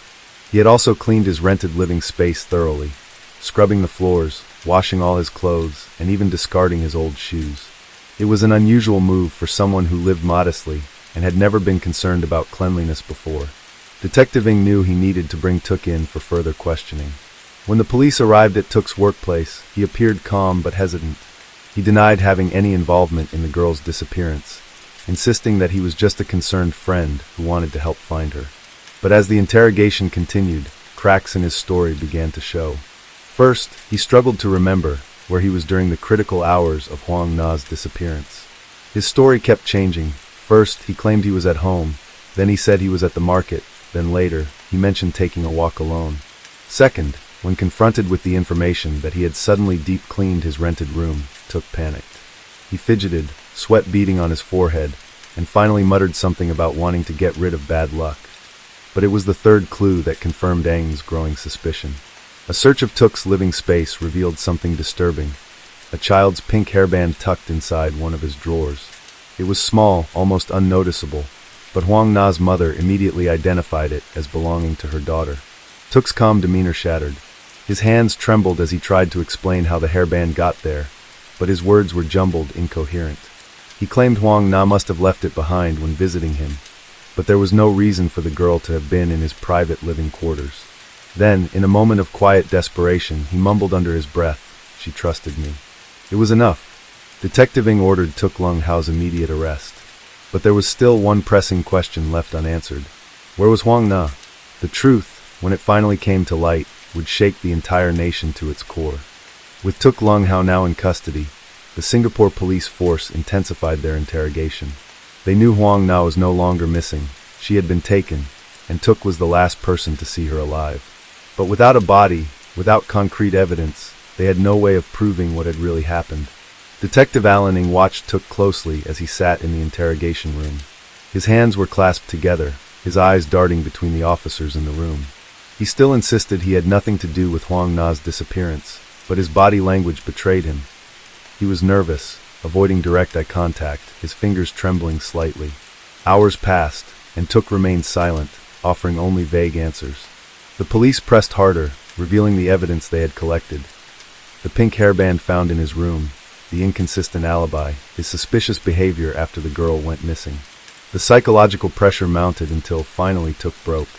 His voice was barely above a whisper when he said, "She was scared." A chilling silence filled the room. Took began to confess, piece by piece, his words disjointed and filled with regret. He admitted that Huang Na had come to him on the day she disappeared, asking for help with something small, a game, an errand, something trivial. She had trusted him, as she had many times before.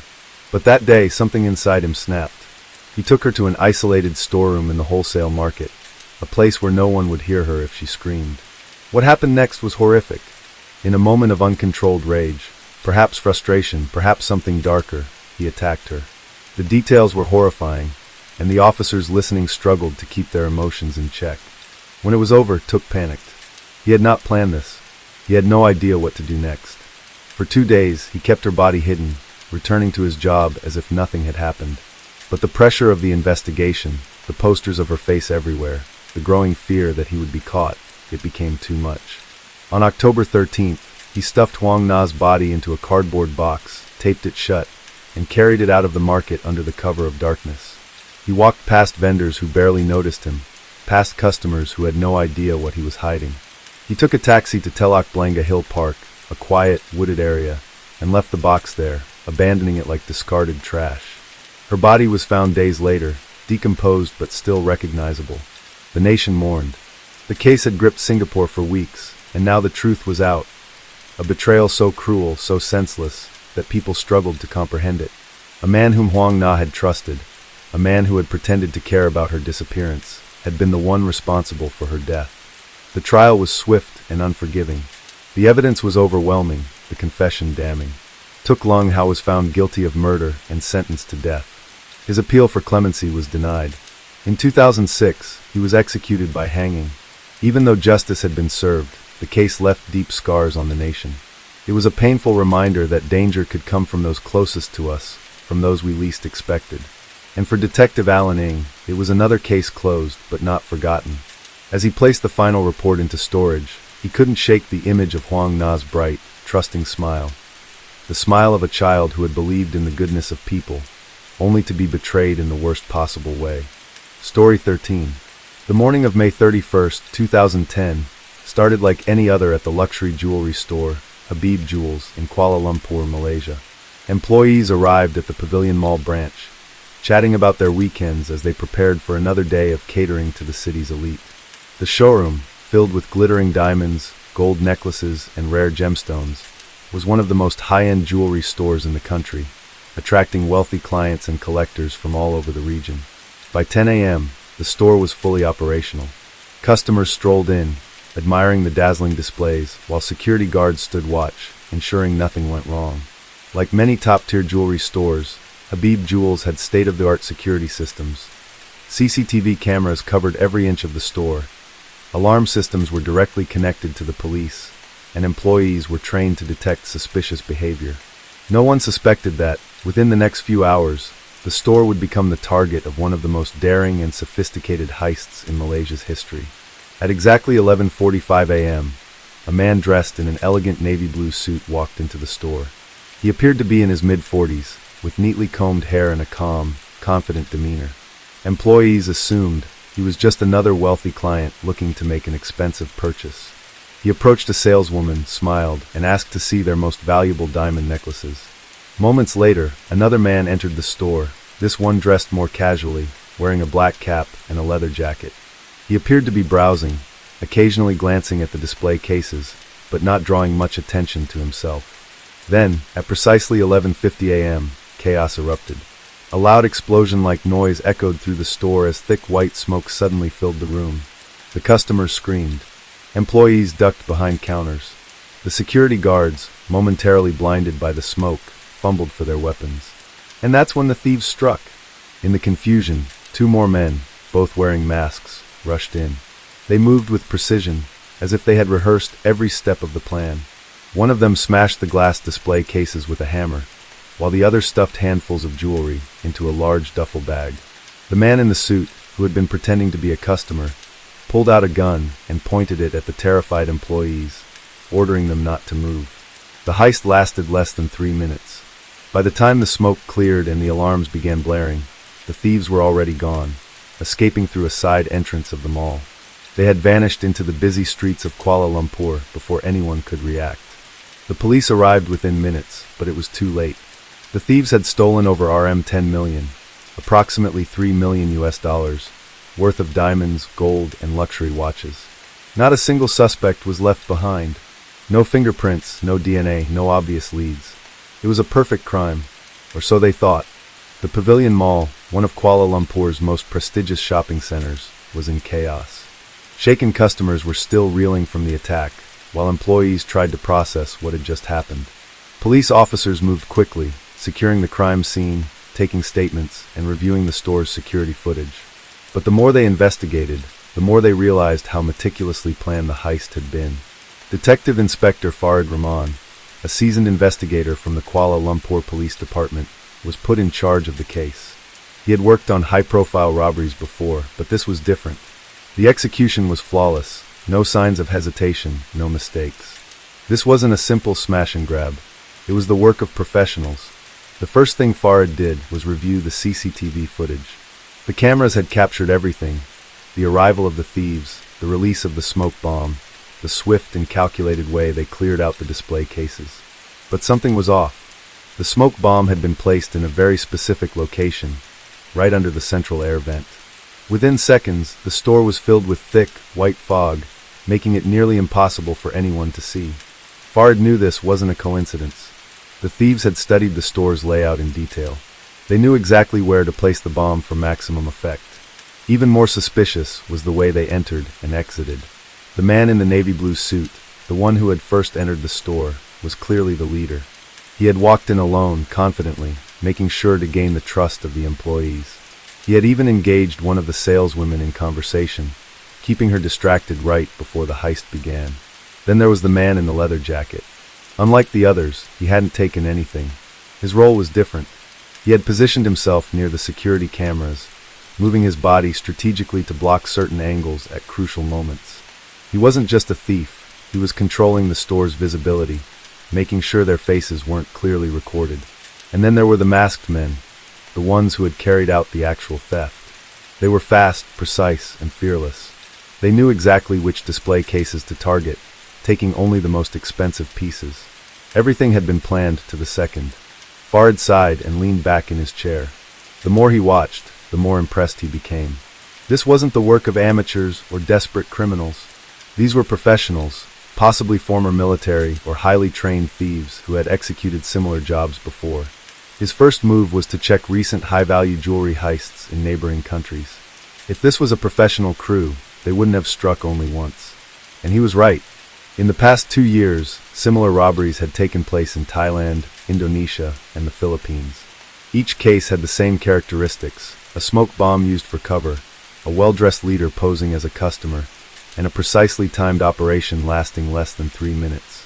In some cases, the stolen jewels had resurfaced months later, sold on the black market in Hong Kong or Dubai. This wasn't just a robbery. This was an international crime syndicate. Farid knew time was against him. The longer it took to track the thieves, the harder it would be to recover the stolen jewelry. Most stolen diamonds and gold were melted down or recut within days, making them nearly impossible to trace. If the thieves had already left the country, the case would be even more difficult to solve. But then a breakthrough came. A witness, a janitor working in the mall's underground parking lot, reported seeing something unusual right after the robbery. A black van, parked near the service entrance, had sped off just minutes after the heist. The janitor hadn't thought much of it at the time, but after hearing about the robbery, he realized it might be connected. Farid immediately pulled the mall's external CCTV footage. It showed a black Toyota Hiace van leaving the underground parking lot at exactly 11:53 a.m., just 3 minutes after the robbery ended. The van's license plate was visible, but when they ran it through the system, it was registered to a fake identity. However, there was something else, a glimpse of the driver's face in the reflection of a nearby car's window. It was blurry, but Farid's instincts told him that this was the man in the navy blue suit. They finally had their first real lead. Now the hunt began. Detective Inspector Farid Rahman didn't sleep that night. He sat in the dim glow of his office, studying the grainy reflection of the van's driver in the CCTV footage. The image wasn't clear enough for facial recognition, but there was something distinctive about him. His posture, the way he gripped the wheel, the hint of a sharp jawline visible in the reflection. It wasn't much, but it was a start. The license plate had been a dead end, but Farid knew that professional thieves didn't operate in isolation. Someone had supplied the van, someone had sold them the smoke bomb, and someone had to be waiting to fence the stolen jewels. If they could find even one weak link in the chain, the entire operation might unravel. He started with the van. Working with traffic enforcement, his team scoured hours of highway surveillance footage, tracing the vehicle's movements before and after the heist. The van had entered the Pavilion Mall's parking lot at 10:30 a.m., more than an hour before the robbery. After the heist, it took an indirect route out of the city, avoiding major toll booths and speeding cameras. At 12:25 p.m., nearly 30 minutes after the robbery, the van was caught on camera entering an industrial area in Kajang, a town on the outskirts of Kuala Lumpur. But after that, it disappeared. No footage showed it leaving. Farid felt a surge of adrenaline. The van had gone somewhere in Kajang, maybe to a warehouse, a hideout, or a scrapyard. If they could find it, they might still recover the stolen jewels. By dawn, police officers were sweeping through Kajang, checking security footage, knocking on doors, and interviewing shopkeepers. At 7:45 a.m., an officer radioed in. "We found the van." The black Toyota Hiace was abandoned in a factory lot, wiped clean of fingerprints. The seats were slashed open, likely to ensure no hidden tracking devices were inside. The license plates had been removed. But inside, investigators found something the thieves had missed. A single crumpled parking ticket from a toll booth near Port Klang, time-stamped at 5:17 a.m. It was a crucial clue. If the van had been in Port Klang, it meant the thieves were trying to move something, possibly the stolen jewelry, by sea. Port Klang was one of the busiest shipping hubs in Southeast Asia, a perfect place for smuggling goods out of the country. Farid and his team rushed to Port Klang. They had no names, no faces, but they had something even more valuable: timing. If the thieves had been there at 5:17 a.m., they were either dropping something off or preparing to leave. The port had thousands of containers moving in and out every day, but only a few ships had departed since the van's arrival. The team cross-checked shipping manifests and found a cargo ship named the Silver Phoenix, which had left Port Klang at 6 a.m., bound for Hong Kong. The manifest listed various shipments: textiles, electronics, auto parts, but nothing about jewelry. Farid wasn't convinced. He made urgent calls to the Malaysian Maritime Enforcement Agency and Hong Kong authorities. If the jewels were on that ship, they had to intercept it before it reached international waters. By noon, the Silver Phoenix was stopped just outside Hong Kong's port. Authorities searched the cargo holds, tearing through boxes of auto parts and electronics. For a moment, it seemed like another dead end. But then, hidden inside a shipment of engine parts, officers found a metal box containing over RM8 million worth of diamonds and gold. It wasn't all of the stolen goods, but it was a significant portion. Meanwhile, in Kuala Lumpur, the breakthrough they needed came from an unexpected source. A jeweler in Petaling Street, Kuala Lumpur's famous Chinatown, reported that a man had come in that morning, trying to sell a loose diamond without certification. The jeweler, suspicious, had stalled the man while secretly calling the police. When officers arrived, they arrested the seller, a 29-year-old Thai national with suspected ties to organized crime. Under interrogation, he admitted he had been given the diamond by an associate and was promised a cut of the money if he could sell it discreetly. He gave the police a name: Marco Lu. Marco Lu wasn't just anyone. He was an infamous jewel thief with connections across Southeast Asia, known for planning high-stakes robberies and disappearing before authorities could catch him. He had been linked to similar heists in Bangkok, Jakarta, and Manila but had never been arrested. With his name now in the open, the chase intensified. Police tracked his last known whereabouts to a luxury condominium in Mont Kiara, an upscale district in Kuala Lumpur. They moved in quickly, surrounding the building before he could escape. At 3:20 p.m., officers stormed the apartment. Inside, they found Marco Lu, sitting on the sofa, sipping a cup of coffee, calm, as if he had been expecting them. "You took longer than I thought," he said with a smirk. The arrest of Marco Lu led to more names, more connections. Over the next few weeks, authorities arrested 6 more suspects across Malaysia and Thailand. Some were logistics coordinators, others were money launderers. While some of the stolen jewels had already been sold off, police managed to recover RM 9.2 million worth of stolen goods, making it one of the largest jewelry recoveries in Malaysian history. In court, Marco Lu remained silent, refusing to testify. But with overwhelming evidence, including CCTV footage, smuggling records, and witness testimonies, he was found guilty of masterminding the robbery and sentenced to 25 years in prison. The rest of his crew received various sentences, but investigators suspected that some members had managed to escape. Even with the arrests, rumors persisted that another robbery was already being planned, somewhere in another city, in another country. For Detective Farid Rahman, it was another case closed, but the world of high-stakes crime never truly rested. He knew there would always be another heist, another mastermind plotting in the shadows. But this time, at least, justice had been served.